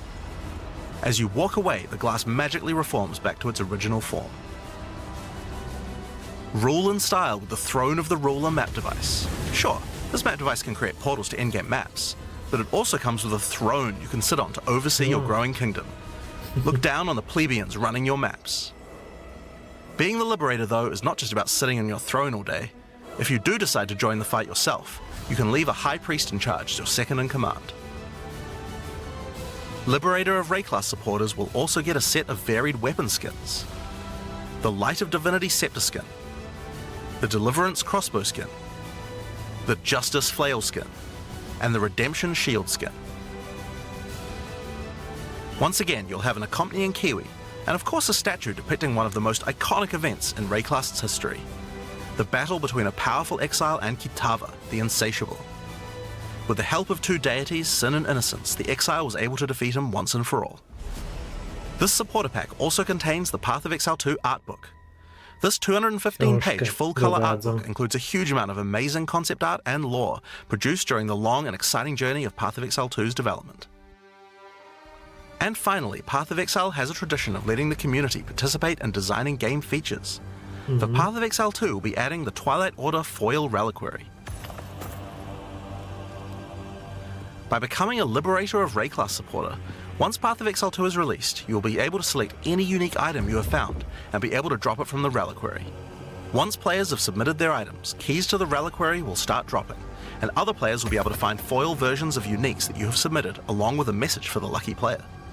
The more players submit the same unique, the more chances there will be for the reliquary to drop them, so choose wisely.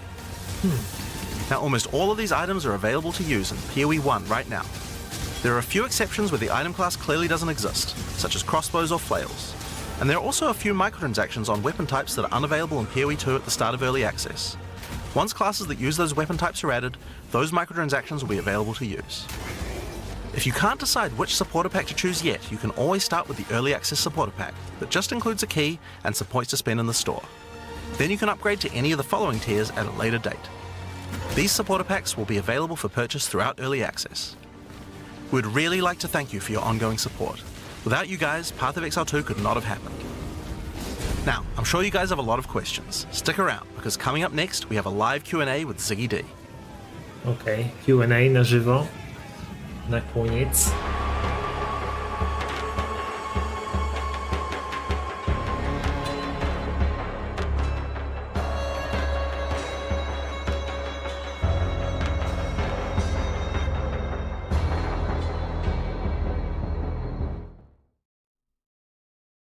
To the post-show discussion and Q&A. I hope you all enjoyed what you've seen so far. It's been pretty exciting for us here as well, as you guys have been inspired already just watching things. And you're already cooking a new ascendancy class. Yeah, for sure. You've got to do design whenever you can. Yeah. Absolutely. There's been a few fun moments here already. But I'm your host, Ziggy D, and I'm joined by Jonathan and Mark to talk about everything you've seen. Honestly, it's so much.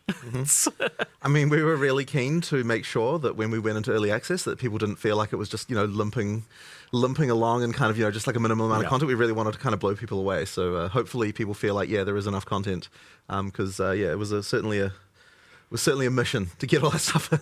Yeah, I did come here expecting that there would be, maybe a basic mapping placeholder end game and your 3 acts and, the half the classes. But you've made a decision here clearly that's got to go the core PoE player community in mind. Absolutely. So, I mean, we have to make sure, look, Path of Exile's endgame is kind of known for the fact that you get to choose between different types of content and that, some people enjoy one thing, some people enjoy another. And I feel like that choice is a huge part of what makes it good. So if we didn't have that when we entered endgame, then I don't think that would be, that wouldn't be a Path of Exile endgame. So that's kind of what we have to make sure of. So we kind of said, okay, well, what is the minimum number of different endgame things you need to be able to have in order to be able to actually have a viable endgame that you feel like you get different choices. And that's how we ended up with what we have here.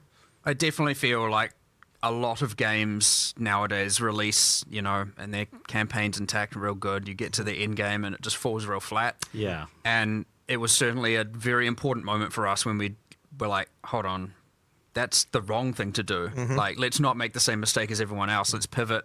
And we actually did that, and it made a world of difference and made the game all of a sudden, 100 times bigger with an infinite amount more content, right? It was definitely hard though, because we're progressing. It's we would have made it. We would have gotten, all these acts in if we hadn't have changed direction. It's to actually say, you know what, we're going to specifically not finish this content that we'll be working on, it's pens down everyone. We're stopping work on this. We're going to move over to endgame because it's actually more important. That was certainly a hard one.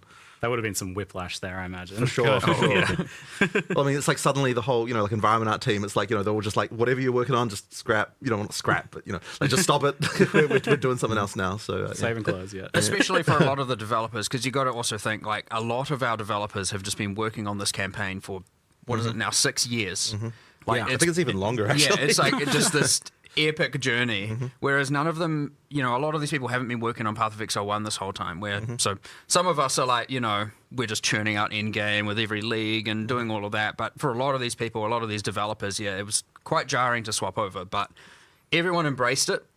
We talked about it, everyone was happy about it and stoked about it, and it just ended up coming out real awesome. So I think it's landed well, and it definitely kind of blew me away when so even before I saw anything, we were in the car on the drive here, and you were just info dumping all of the end game. You're like, oh, we got this feature, we got this feature. I'm getting dopamine just from hearing about it. I haven't even seen anything yet. But do you guys feel like you're competing against yourselves a little bit here? Because Path of Exile's kind of set the bar. The original game has set the bar for what is available to endgame in a game like this, and it makes it's not acceptable really to launch with just nothing in terms of endgame now. Absolutely. I mean, I mean, if you're not competing with yourself, then I don't think you're going to make good progress, right? So that's what you really have to do. Yeah, but cracking that out for beta even. Is, absolutely. Pretty well, exciting. as I said, I just think it would not have landed nearly as well without that. And I think it's important that our existing Path of Exile 1 community feels like they're also served. Sure, we're doing all this stuff for new players, and that's really important, and that'll expand the audience. But, if we launched and all the PoE 1 players are unhappy, that wouldn't be good. So, we have to make sure that they also feel like, they've got a game for both them and for all the new players we hope to bring to the genre. And you definitely want all those different axes as well. Like just having two, right? You'll get a lot of content can be immediately divisive, right? Obviously, that's the nature of it. That's how it goes, right? And so you have all of these different avenues because there are different players who like different types of content. Yeah. So if you're just like, here's your one end game system, well, immediately then there is a portion of players who are just like, I don't want this, right? And so having all of these options is like ultra key, and that is what Path of Exile 1 has taught us. And again, it's Generalnie like, mówiłem dużo o tym, I'd say jak lessons w trakcie learned, tworzenia for the dwójki w genre, pewnym and it momencie is uznali, expanding że in nie other kończą games and stuff, kampanii, but tylko skupiają się na certainly, as you endgame'ie. said, competing with ourselves, yes, I PoE 1 podobno has, wszyscy jakoś przyjęli tę 40 decyzję całkiem axes, and we've łatwo, got i właśnie coś 7 takiego really good ones dostaliśmy. here, Czy mamy and obviously dostać more to come, w but becie. 7 is a lot, mind you. Especially when it's all like people have to learn a lot of things again.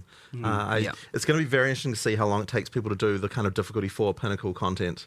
It's like we have we have to. It's honestly like we actually don't even really know because like you never know what people are going to find in terms of builds and so on. Like dużo I'm hoping that szybciej it will take ludzie people a while pokończą to wszystko, be co able się to da, niż im do się it, work it wydaje. out, but Tak to zwykle bywa w maybe takich end of day one sytuacjach. people just be like, oh yeah, easy, no problem, mate.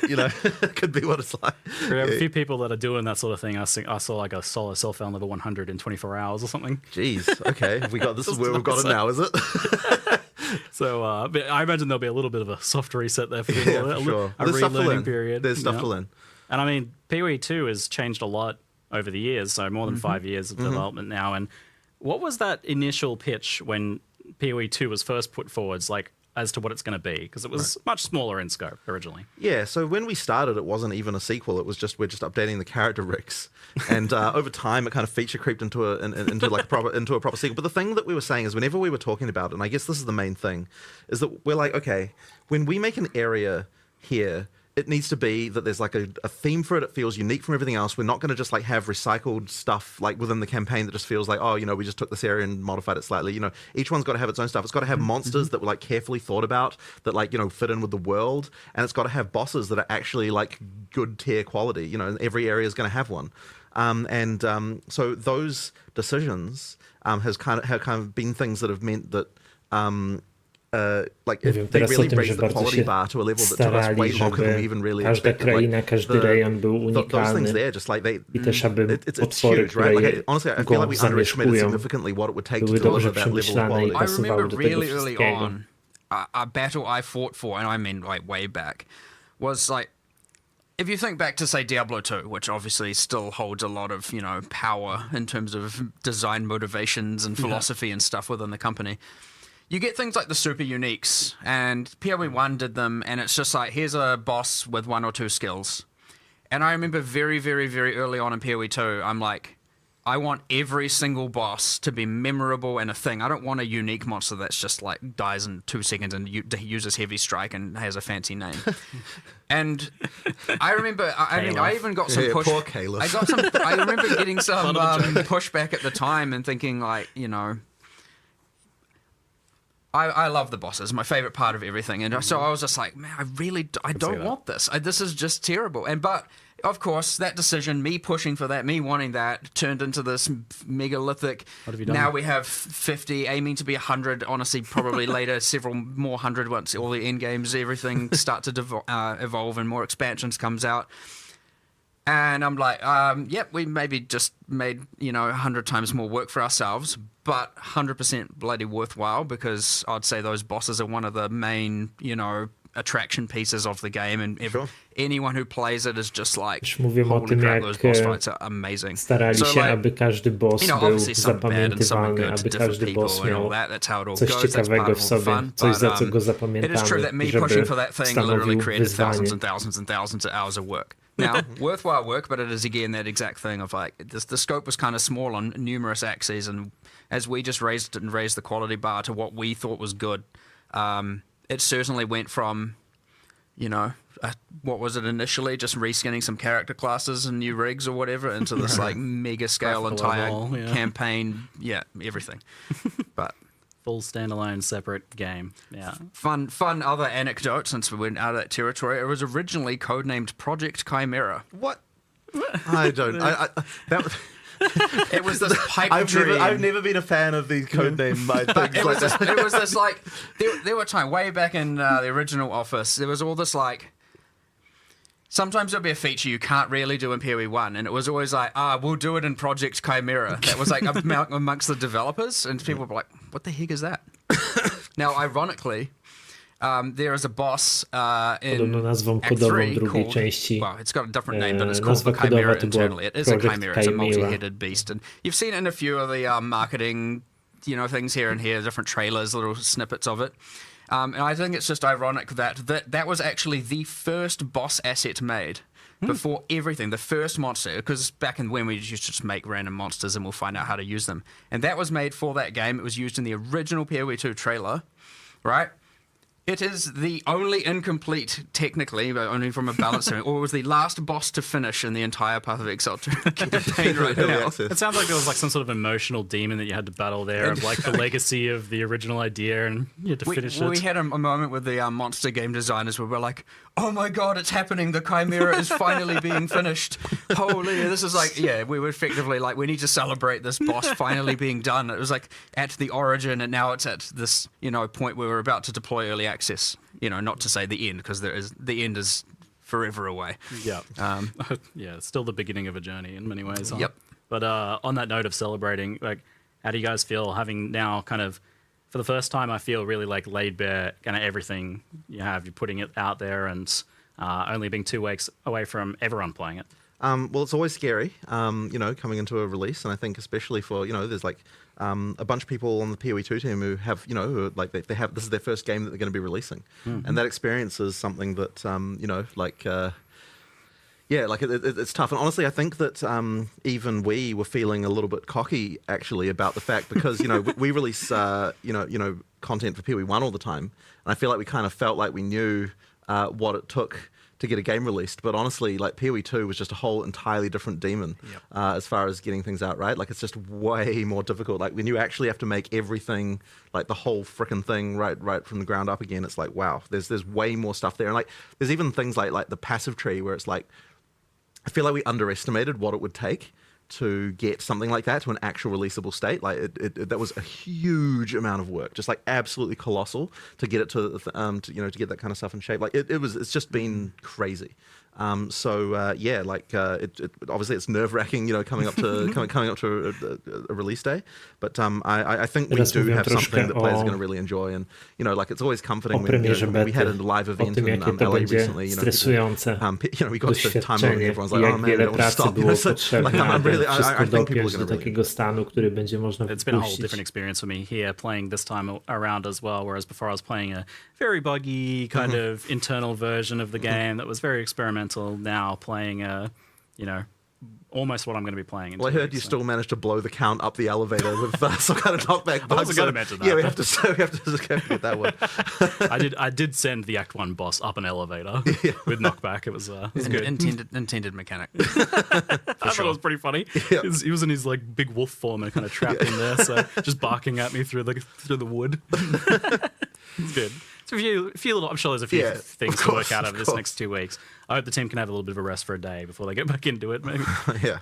No, it's been a lot. So you've done that pivot to the end game focus and got so much for us now to play around with in the beta. And it seems like originally I was thinking, we might be playing for a few weeks here, and then maybe going back over to some Path of Exile 1 stuff. But it seems like you guys want us playing through Christmas.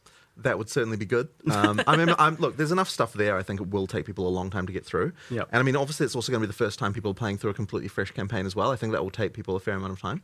There's and then of course the end game as well to explore. I mean, it should be pretty significant. We've always wanted it to be that Path of Exile 2 leagues, are going to be, like how PoE 1 leagues are, where you play them for a reasonable amount of time, and then sure, you get done with them eventually, and then you've got the next content that comes out. So in order to be able to realize that, you have to have enough of a base to make that happen. Yeah, people are definitely wondering like how invested they can get in the beta. So I definitely want to ask a few questions kind of around that idea. So is there going to be wipes and resets, and will there be something before launch as well? So we are going to be having new leagues effectively throughout the beta whenever we launch something significant, because we want to make sure że będą ligi w people are able dwójce, to chyba push through. wszyscy się But that stuff spodziewali. will be merged into an early access league, and effectively after we go into full release, that league will stick around. Now, I can't promise that everything about your character will function exactly like how it did in that thing. I imagine it'll be a glorious kind of snapshot of all of the here's all the broken stuff I have. Yeah. But effectively, we can contain all that stuff in the sort of early access league, and then if you still want to play those characters, then you can go right ahead and do that. But the action is always going to be in whatever the most recent league is, and then of course after that point there'll be a standard that everything goes into, which all our economic sins will forevermore be archived in the in standard.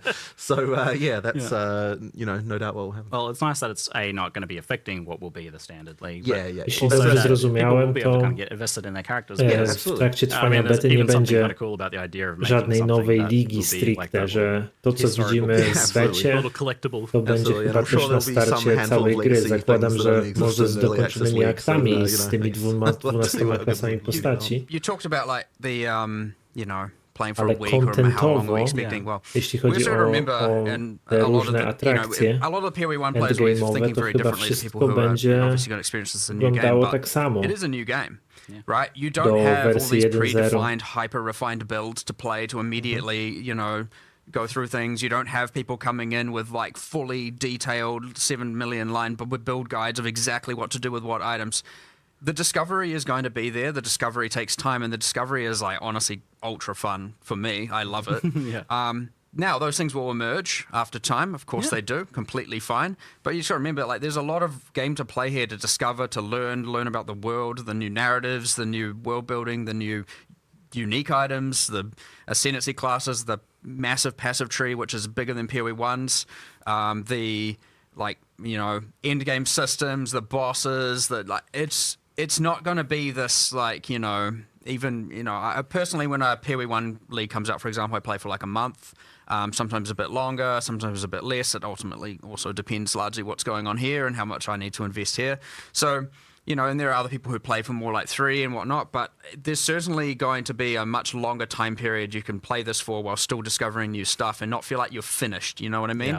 Yeah. Now, of course, you see that's subjective. Everyone can pick their own point when they finish, but if you want to see everything and do everything, you're going to be investing a lot more time, especially these first-time rounds, and then obviously with every league, there's more to discover, but you get faster at doing all these parts over and over and over again. You'll get more efficient over time. That's how the game works. So, yeah, I'd expect a lot of time to be sunk into this to fully explore it, to start with, like a lot,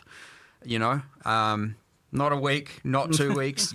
You're gonna be going far, far longer than that if you want to see everything. Jak dużo czasu trzeba będzie zainwestować, jeśli ktoś będzie chciał poznać wszystko, co beta ma do zaoferowania. That's the beauty of a new game as well, which we haven't been able to experience with Path of Exile 1, or other games, and for so long, is actually discovering the entire world. And yeah, there's some familiar mechanics at the end game and stuff like that, which is awesome for people. But I certainly want to I'm very excited to see people discovering the new things and getting so excited about it. I can tell you're amped for watching people go through that discovery process. I'm maybe even diving in yourself 100%.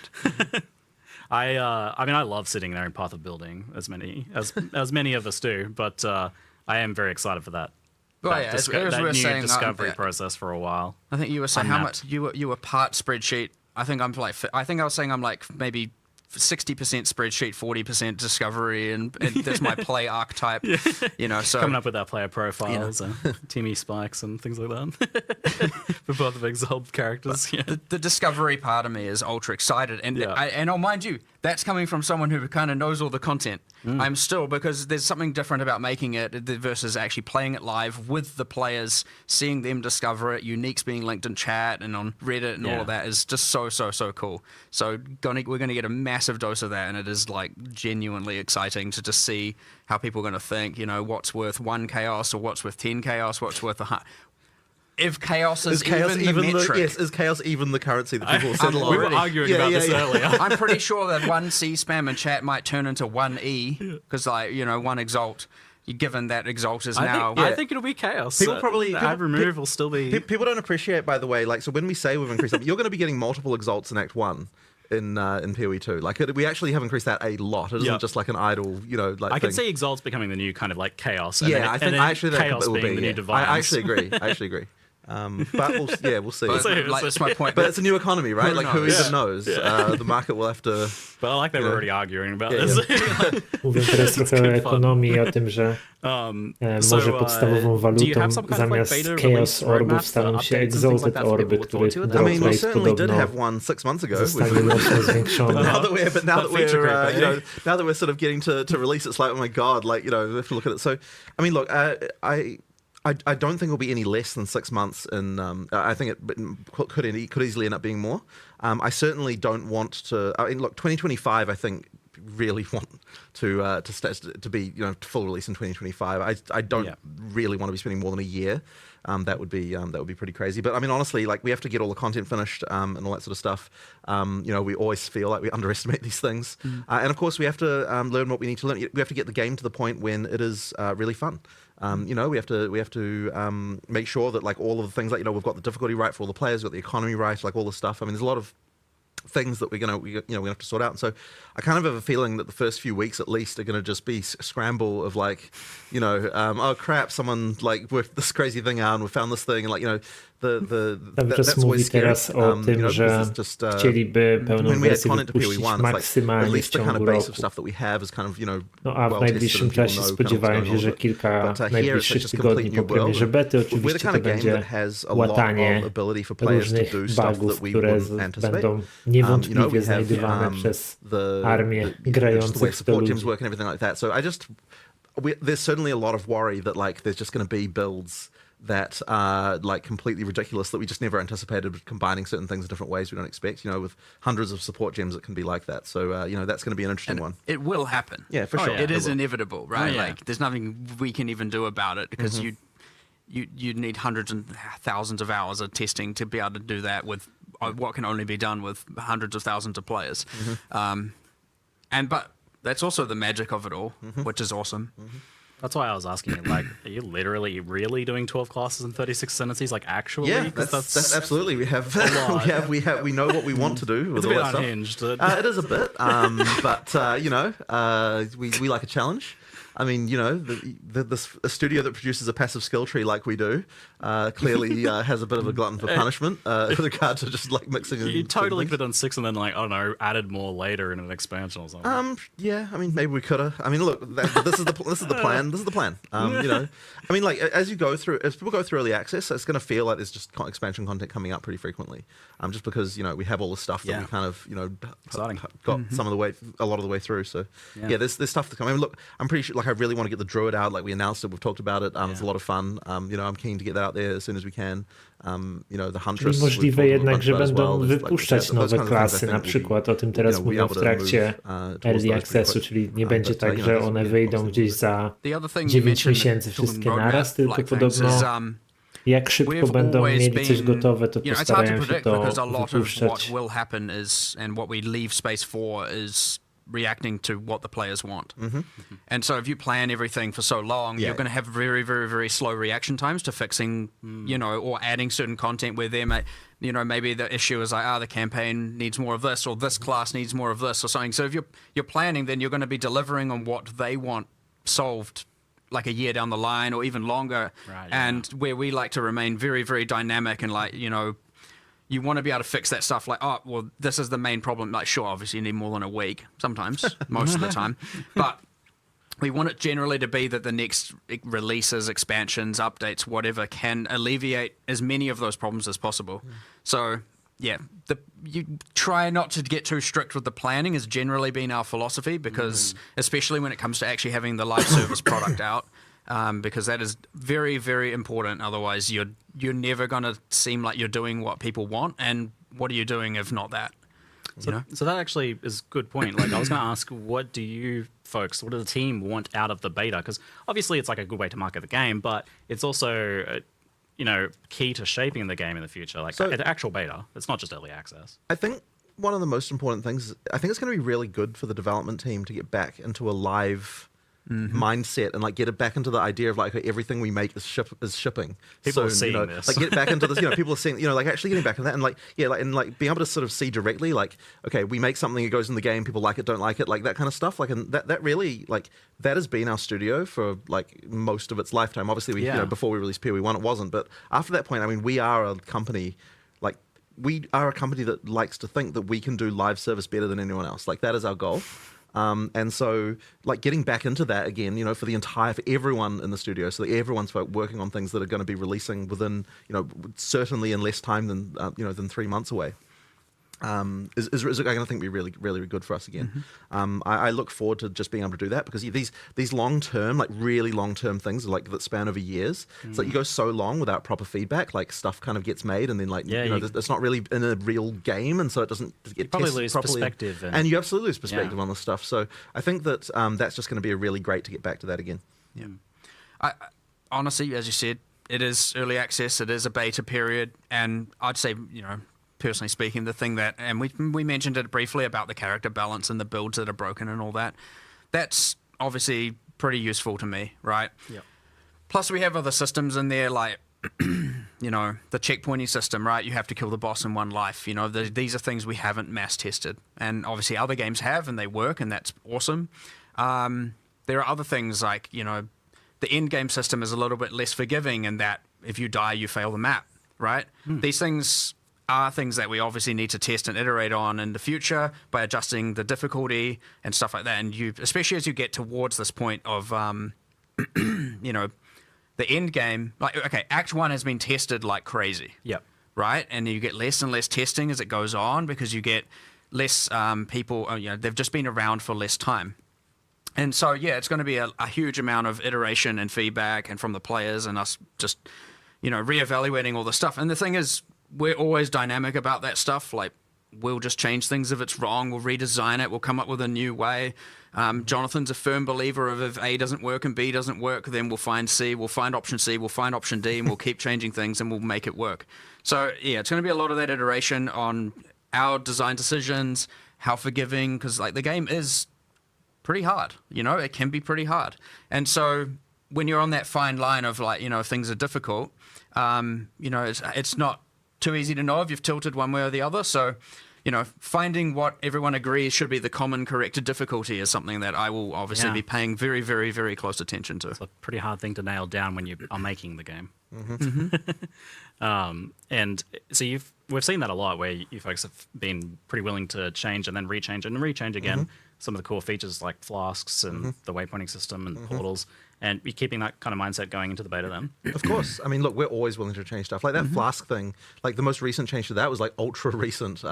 Teraz mówią dużo, już w sumie drugie pytanie jest o tym, beta of that yet? Was it, no, I think o iteracjach i o tym, że będą śmiało zmieniać rzeczy, będą przyjmować feedback od and honestly, like that's one of those things we wanted to do, społeczności, something to sort out no i po flasks prostu for ages. And it really came about tą because produkcję, tak żeby jak when actually najwięcej looking at ludzi what było new players were having zadowolonych. trouble with when they were playing, Flask piano was actually like, even from the very beginning of the game, actually ended up being one of those things that like people just had trouble with, just like just the manual dexterity required to like hit all your different flask keys, and then you have to know when one of your flasks has run out so you can move to the next one, and like various things like that. Like all that stuff actually was like just a large amount of mechanical complexity right from the very beginning.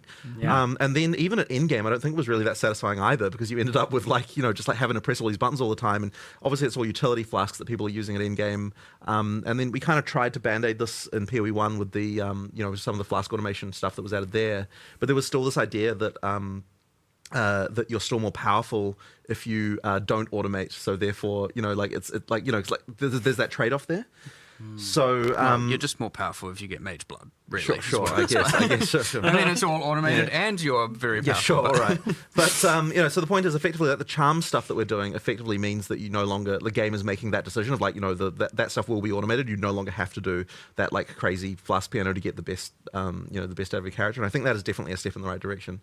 And the other thing as well is it actually makes the crafting more meaningful, I think, on the flasks, because when you've got like 5 slots, then like the individual mods and the individual stuff like seems to tend to not matter as much. I mean, obviously, people want instant recovery and things like that, but like but like now it's like it's much more meaningful like on your life flask, the choice between do I want instant or do I want way more life, like that kind of stuff actually can be a lot more meaningful once you've only got one. Mówię trochę o tych So, zmianach I we think it is a flaszkach, lot że better będziemy person. mieli tylko dwie You flaszki, have jedną we'll stricte jump do into życia, flasks drugą since we're on the topic. stricte You do have mamy.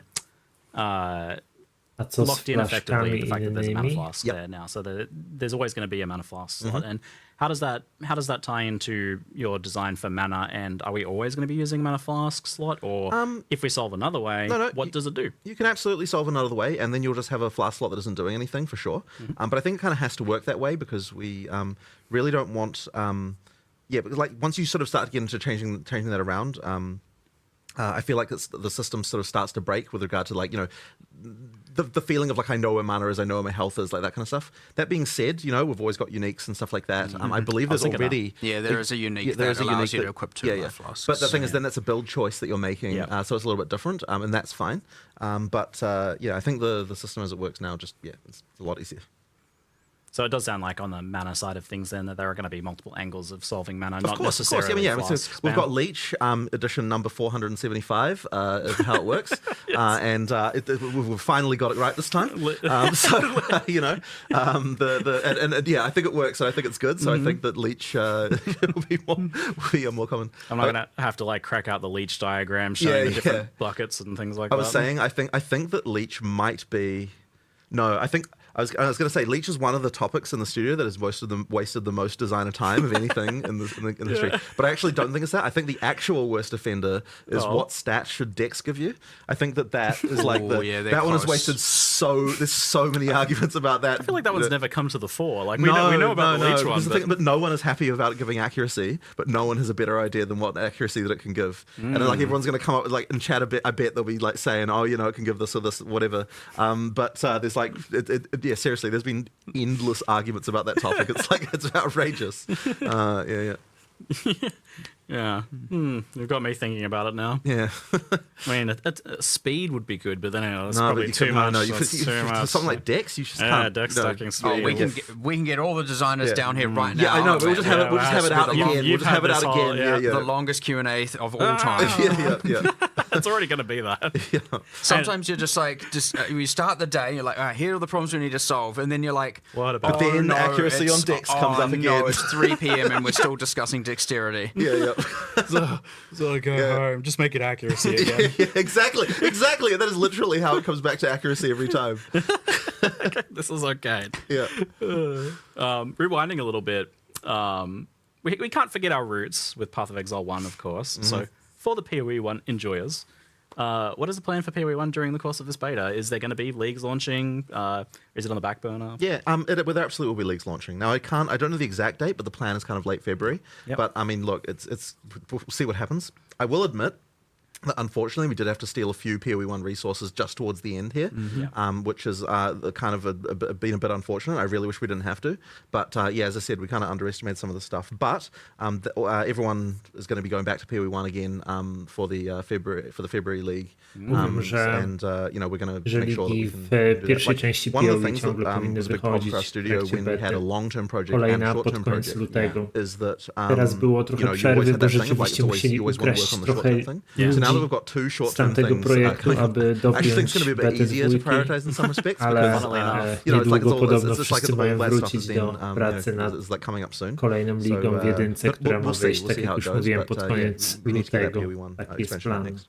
Yeah, obviously, you know, I just want to always make it clear that, you know, the reason why things can't be so planned out is, again, we're just releasing this game. Yep. Obviously, we pivoted to endgame, and then that needed more resources. And then, of course, combined with the fact that, you know, things obviously change. There are unpredictable things in the environment we can't necessarily guarantee. And then, of course, you have, you know, Christmas coming up and all of that, right? There's so many variables to consider, but we also don't know how much time is going to be invested necessarily or need to be invested into live operations for post-release. How many problems are going to go wrong? How many builds how many of the uniques are broken? How many, you know, and where do all these resources go? There are like just millions of variables here to consider, and so like it can get very, very difficult, especially at this time. But once you release, you have a bit of a grace period, so to speak, where or more like a period of extreme amounts of fire, where we're putting out fires everywhere. But we have a period where we're fixing everything. You get everything stable, and then we're going to be like, all right, let's recalibrate, figure everything out, and what is our plans, and then establish all of that, based also on the feedback we get from that period where everything's on fire. Not to make it sound like it's going to be bad, but that is the inevitability. Is there's always problems. And hopefully, it appears good from a player perspective, but there's always going to be like, oh my god, people found this, and we don't have to see all the fires. Like ideally, the best thing is when we're able to fix some kind of exploit before people even hear about it. Yeah. And when I say exploit, I'm just talking about some broken thing. Like if we we're obviously normally have to worry about like the whole mid-league nerf concept, but it's like if you can deal with something within like an hour or two of it happening, then it's like you're kind of okay because no one had a chance to kind of like everyone didn't swap their build over to it or whatever. Yeah. We're gonna have to be really on the ball for PoE 2 just because there's so many things that are new. Well, I mean, look. We have several bosses with several elevators. How many of them can be pushed up the elevator? You know what I mean? Well, that's what I mean. When I say a fire, I'm talking about bosses getting pushed up elevators. Like, that's not okay. I am liking my mercenary flashbang knockback is very fun. Right. Yeah, you need to look into that, by the way. The whole flashbang. I feel like you're going to nerf my build. Yeah. Is this when he's finding fires already? Yeah. No. These are the fun things. Discovering that stuff can be very fun for the players. It's just internally, it's like, oh no, what are we doing? It can get a little bit panicky after release, and it there's lots of things going on. You're like, oh geez, what do I solve first? But obviously, it's the same as PoE 1. We're good at it at this point. Got some experience. Indie belts. You aren't going to be torturing us with like releasing beta stuff at the same time as PoE 1 league launches. Yeah, the plan is to keep them separated a bit from each other so that you get a chance to play. Don't make me both choose. Yeah. So we saw a cinematic, to put it lightly. It was that was quite epic, and I know has been cooking for quite some time, and that was pretty exciting. But we've also seen just a lot of story stuff happening on a much higher level than previously now. So stepping up your storytelling game here a bit. Yeah, so we're really wanting to make sure that the storytelling in PoE 2 is much better than it was in PoE 1. Cinematiku, który widzieliśmy na samym początku. I guess that kind of like stuff with the introductions to boss fights and the outros and things like that, like all that stuff, we've just got a lot more storytelling going in, all of those things. We do have the intro cutscene. There's also kind of like light, like between the acts, there's these kind of like more kind of motion graphic type cutscenes, just kind of establishing things. And there might be some more surprises later on in the game as well, not in early access, later on that you can see as well. But ultimately, we just want to make sure that, I think a lot of people who got through the PoE 1 story had no idea what was happening by the end. And so effectively we want to make sure that is not the case this time around, that people really are able to absorb things. But one thing I will say though is that it's ultra important to us that we don't break the feeling that like when you're playing a second time that it feels like we don't want it to feel annoying the second time. We were talking about this morning. About you don't take the control out of the player's hands. So I'm personally a believer of the fact that if you just when you change the camera position for a cutscene, immediately it feels way more annoying, like because there's this whole thing of like if you click on an NPC and like the camera changes position, like sure, when you're playing through the campaign the first time, that kind of thing is like like that can be cool, but then if you're like you're playing through the second, third, fourth, fifth time, you want to just be able to go to the NPC and go click, click, click, click, click, and just get past, and without it feeling like you've had to sort of worry about anything. So like effectively, we want to make sure that it's still that we still have that, because ultimately, we're a game you expect people to play through many times. So ideally, we can kind of deliver both the situation where the first time you play through it, it feels like an amazing story that you're getting, that you're taking seriously, that you're understanding, that there's like all those sort of touch points and little things just all through, while also maintaining the fact that if you know what you're doing, it's like you don't have to go talk to some quest giver just to get a quest. Like you can just go do the thing, without having to talk to someone about it first. So that kind of stuff is really important just to make that stuff work well when you know what you're doing. Yeah, you said something this morning that stuck with me, where you said like Path of Exile is a game where the player's meta knowledge is allowed and Yes, encouraged. absolutely. So you're allowed to cheat the quests. Effectively, because you know effectively, what to there's do. what the character knows and there's what the player 11, knows, ale and in ciągle our game, gadają. what the player knows needs to be Posiedzę jeszcze sufficient maksymalnie as far as, 15 being able minut, to bo progress the niestety też storyline. muszę You don't jutro want to have it so you just talk to an jeszcze NPC się just to find ogarnąć out something przed you already spaniem, no i knew jutro as a wstać player. rano do roboty, więc Yeah, like if you nie know będę you tu kill this siedział boss, you get the północy. next area's waypoint. So Ale you jeszcze just like damy kill im it, log parę in, log minut, in, może waypoint, skończę. right? Jak nie, to Need to niestety know. ja skończę wcześniej niż oni. So you explained to me the other day the kind of the context for the beast and Yes. how that leads into the cutscene in the beginning of PoE 2 from PoE 1, and that I think helped put it in a lot more perspective for me and made me appreciate and understand what's going on with the story. So here more. effectively, what you're seeing in the opening cutscene is effectively the a new seed of a beast that is going to be is growing. Now in PoE 1, the beast was killed. And then what happened in response to that is a bunch of all the gods in the world were able to, effectively rise again. And you killed a bunch of them, but there are more, in the world. And effectively, we don't want to spoil too much about the storyline overall, but effectively, obviously someone here, the Count is wanting to harness the power of the beast once again. And then we have the mysterious figure there who is saying, no, don't do this. This always turns out badly. There was a comment in chat that I loved that was like, stop opening Eldritch boxes. Yeah, exactly. Why do people keep doing this? Yeah. But I would. If someone handed you a mysterious orb, wouldn't you press the button? I mean, there's a puzzle box. Exactly. What's inside? Exactly. Yeah. Yes. I mean, I'm going to try, but who knows how many hours it's going to take me. Indeed. So we had a fun moment earlier where you were watching it and you were like, "Oh, we really need to rename that passive because he's a Karui and it's a wolf. It's called a wolf. Great Wolf's Howl. And the Great Wolf obviously being so you went out there. Ismite history. You started telling him. I stomped out of the room. And I was like, we need to rename that notable. He's Karui. And then I was kindly reminded that actually he was an orphan who orphan and was adopted by a Ismite and raised and so yes, there is a mixture of Karui and Ismite background, and I was like, it works. You were wrong. Fair enough. I walked back in here all sad and whatever. My bad. It's fine. The name is good. He looked so chastised when he came back in, but that just like points to the fact that I feel like you're doing a lot more with the characters here. For sure. You even mentioned that the ascendancy stuff is going to have an impact story-wise. So, with that's wild. We just think a lot about this kind of stuff. So the acolyte of, I always get this name wrong. The acolyte of, is it Chalula? Chalula. I always say this wrong. So the acolyte of Chalula, for example. So that we have this sort of storyline with the origins of the monks, where there's like an order of monks who worship a thing they call the Dreamer, and the Dreamer is actually Chalula. So they don't know this. So they're effectively worshipping a breach demon. So the acolyte of Chalula is effectively you embracing the fact that I'm worshipping a breach demon. I'm just going to go all the way. I'm in too deep now. Yeah, exactly. We're just gonna do it. So there's a lot of thinking like that goes into these things. Like what is the history of these people? Because I think a lot of that stuff inspires interesting mechanics as well. So for example, on that one, you've got that into the breach skill, which kind of means you're always in a breach all the time. You can see the things going on. Like that stuff is.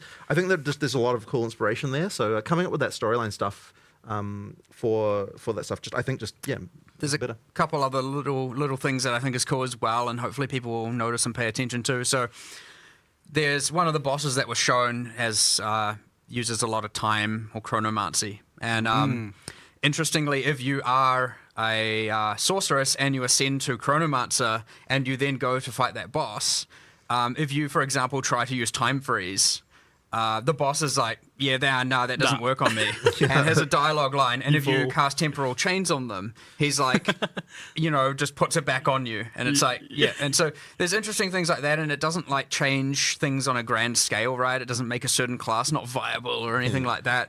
But there's just interesting little quirks and quips everywhere. Different bosses have different intro lines depending on what class you're playing. They have different skill lines sometimes depending on what class you're playing. Yeah. We've got different dialogue all through the campaign for different classes classes like the, Mówię o the tym, sorceress, was obviously że from the bossowie Marrakech, when she goes mogą back mieć to różne Marrakech, there's dialogi w kind of a little zależności od backstory there tego, about how she jaką was klasą banished gramy. originally. So, you know, she Mogą needs to nawet find a way używać to różnych continuously be skilli, a accepted nawet back into the podali culture przykład again. jednego You know, like we've got bossa, things like, który you know, the character sam we talked about potrafi earlier, manipulować so the czasem, warrior, a you know, my was an mamy jedną orphan, ascendencję he naszej was brought up by czarowniczki, actually one of the która NPCs też in Act 1 town. potrafi robić So obviously różne there's a whole dziwne different rzeczy dialogue z there because czasem effectively i his podobno adopted son, niektóre you know, jej we've got skille na things like niego that. w ogóle nie będą There's działać. a lot of thought that's gone into, you know, just trying to make it feel like all these character Także classes takie have ciekawe some level interakcje of też involvement with the wprowadzają. world, you know, that didn't just come into existence the moment that you... There's other little things. So, like more on the narrative side, obviously we saw the world map. You have the icons that show different things that are in each act, like all the things you want to explore, Such a or good find, idea. and awesome. But each of them also has a little bit of a kind of little bit of text on them as well. And like, for example, the there's one in one of the first areas in the game that's just like a camp of Iron Count guards, and you know, we showed it in a trailer when the Ranger class trailer we did. You know, whenever it was, you saw the ranger kill some of them because they were trying to like hurt a child, you know, and the child was just trying to get some food.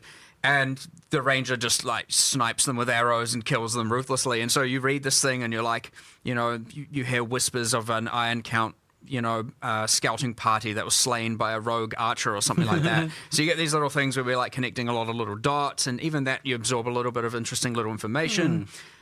You've got other things, for example, when you enter an area, it not only says the name at the top now, it has almost a subtitle text that's giving you a little bit of history. And these little things like somehow make the world building feel so much better. And when you approach certain landmark rooms and you walk into them, you'll get a banner at the top as well, which says what it is and gives, again, a little bit of a thing. And all these little micro narrative delivery mechanisms like make you feel way more immersed in the world and way more aware of what's going on and way more connected to your character, way more connected to the bosses, to the NPCs. There's a lot we're doing now that we certainly never did before. We didn't even think of before.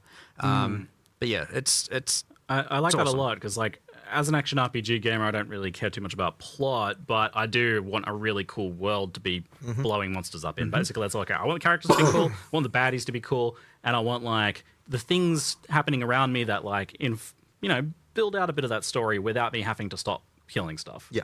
And it sounds like there's more of that going on as well, which is great. There's well, tons. There's... The baddies being cool. I mean, that's that's how we almost designed an ascendancy class in here just before when we were watching that trailer earlier. Yes. So what you were saying a shadow. You came up with a shadow ascendancy. Yeah. Internally we had some developers watching the trailer yesterday, getting excited about it, and then I was like, I want to play that. I want to play that character. I want to be that character. Yeah. That's awesome. That like.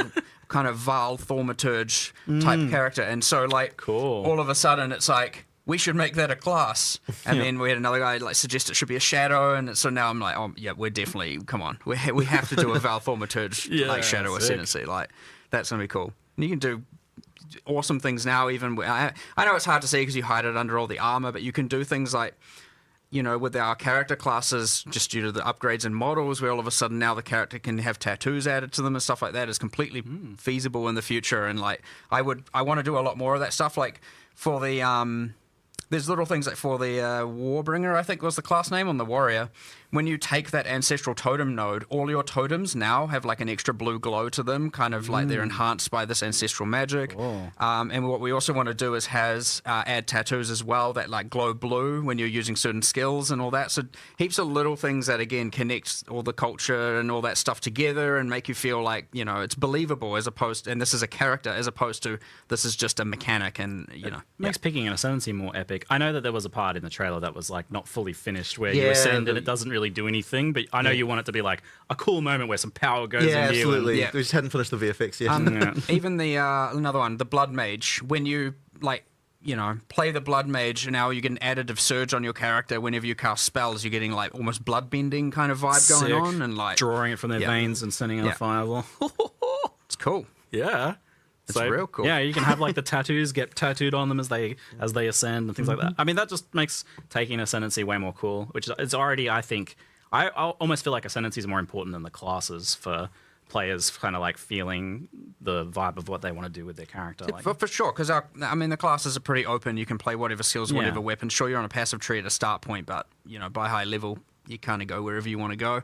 Using jewels, especially getting off-class stuff, you can kind of be whatever you want with the base class. Yeah. So eventually, the ascendancy is what becomes more of that important identifying feature, because that's what you have actually chosen that makes you distinct, that another different class wouldn't be able to actually have. So, yeah. Yeah, so you want to make that super, super cool. And on that note, I know I was definitely confused. I know people were definitely confused and a little worried about ascendancy and what's happening with that. And people were like watching the Sekima trial and being like, oh, what if I don't like this? Oh, is this another lab again? But I want you to like lay it out as like simply as possible. Like, how do you ascend? Yeah, so effectively, in the full game, there's going to be 3 ascendancy trials. For early access, there's 2. And effectively, you can use any of those ascendancy trials to be able to do your ascension. You choose. You choose which one. And effectively, if you as you get to higher level keys for those trials, that will unlock more points. Like if you do it at certain level breakpoints, that will allow you to get more points for those classes. So if you want to just play the entire, just only the Trial of the Chaos God with to get all your points, then you can just decide to do that. Just play it at higher and higher levels, and you get more points as you go through. If you want to do a mix, that's fine too. Personally, I think people will want to try out all the different content. I mean, you might think that you, but even within the trials, there's choices, right? Like, I know that there's always contention around traps, but because in the because in the Trial of the Sekimas, you can choose which rooms you want to go to. If you don't want to deal with traps, you just don't pick those rooms, right? Like, you don't go to the gauntlet rooms. Don't go to the gauntlet rooms. You can just go to other things. Do the combat ones. Do the combat ones, and that's fine too. So effectively, it's like you always get to choose like what you're doing there. Like, it's funny because like I know traps are so contentious, but also there are other people who just enjoy that stuff. So we want to have something for all those people too. There's these like Path of Exile, divisive content, but lots of choice, and you can choose what to do and what not to do, and then we're embracing that here now, and that is. I mean, just you're clearly leaning into that now. You have such a competitive advantage in that you have so much content, and even with PoE 2, that's still going to be the case. So you can lean into that, like making content that is spicier but divisive. For sure. And now you're like separating trees and having these things be a little able to be focused on a lot more. And you're doing that with the trials, with the ascendancies. And you can kind of do all of them and drip feed yourself smaller progression if you want. And there's also stuff that you're going to be getting from those, like specific rewards and everything that might incentivize you to do that. But of course, on the other hand, if you don't want to do that content, we have full open trade, right? You can just trade for the rewards, and that's fine too. So like that's always part of the. Yes, like the rewards there, for example, like jewels drop throughout the world. But if you want to get more jewels, you go and run Sanctum. Now, if you want to get the radius jewels, it's Sanctum. I can't. Trial of the Sekima. So just for anyone who isn't a Path of Exile 1 player, this is effectively a sequel to Sanctum League that we did in Path of Exile 1. So it's mechanically very similar, but it's obviously a Marraketh, like a Marraketh trial now, and we've changed a lot of things about it have changed, and like the content is new, but it is effectively the same overall mechanic, in terms of that sort of roguelike mechanic that we have. And it's the same with the other one. You have Ultimatum and PoE 1 being the theme, and of course now it's redesigned and it's evolved into Trial of Chaos. So a lot of people in chat would have been spamming Ultimatum, and for those who haven't played would probably be like, what? I don't understand. Effectively the Trial of the Chaos of Chaos is a sequel to Ultimatum. Which is and we just have to get used to the new names, which is very hard. Anyway, the point being, of course, and Val Orbs drop in the world as well, and if you want a larger dose of Val Orbs and you don't want to trade, feel free to run some ultimatums. Thing is, because they're all item generated keys as well, it's not like you have to do it right then and there. You can trade the keys away. At any point, you can also buy more keys if you want to farm more of that thing. And if you just want to do it later, just stockpile a bunch of them, run them all at your leisure. You know what I mean? It's like you have the freedom. They are itemized, tradable, as a lot in Path of Exile tradition, but as is everything, right? We do the only thing you can't trade is gold. So we're like the exact opposite of most games, where it's like the gold is freely tradable and the items get locked. We're like the gold is the only thing you can't trade, and every other item is free and open. And that's because you've made gold be this like way to be like you're playing the game, so you have access to this, and absolutely, so you don't want to trade that away. Effectively, So. How, on the ascendancies and the trials, how hard do you foresee getting your ascendancy to be? Dobra, bo widzę, że chyba nie będą kończyć tak szybko, także niestety ja skończę troszkę wcześniej. Miało się skończyć o 11, ale tak jak widać się nie skończyło. No ale dobra, prezentacja myślę, że pomijając problemy techniczne całkiem fajna, szczególnie, znaczy wiele rzeczy mi się podobało. Bardzo fajna cutscenka na starcie, bardzo fajne jest to, jak wygląda atlas. Myślę, że i bardzo intryguje mnie to, że ma być nieskończony. Nie wiem, jak to będzie działało, ale no, może to być ciekawe. Myślę, że dopiero chyba w pełni pojmę to, jak to działa, jak sam będę w stanie w niego pograć. No a to mam nadzieję, że już się wydarzy niedługo, bo za nieco ponad 2 tygodnie akces do bety. Jeszcze raz przypomnę, bo to może być ważne dla wielu osób. $30 supporter paki kosztują w jedynce. Od $30 się zaczynają. Ten za $30 wydaje mi się, że daje nam tylko dostęp do bety i trochę waluty do wydania w grze. Podobno już teraz można je kupować w jedynce. Natomiast są droższe supporter paki, które dodają jeszcze nam więcej jakichś MTX-ów, a dodatkowo jeśli wśród Was jest ktoś, kto wydał w jedynce więcej niż $480 czy $420, no to wówczas akces do dwójki dostanie w gratisie, że tak powiem, w bonusie. Dobra, żegnam się. Dzięki Wam bardzo za dzisiaj. Dajcie znać, czy taka forma Wam się podobała. Jeśli tak, to może zrobimy sobie w tej formie jakieś konferencje w przyszłości, czy coś takiego. Może na przykład chyba jakieś Gaming Awards są w grudniu. Jest to jakiś pomysł pewnie na takie wspólne oglądanie, także dajcie znać, co o tym myślicie. No i cóż, na dzisiaj to tyle z mojej strony. Mam nadzieję, że widzimy się wkrótce w kolejnym materiale. Do tego czasu, jak zawsze, bawcie się dobrze grając w grę. Trzymajcie się. Cześć.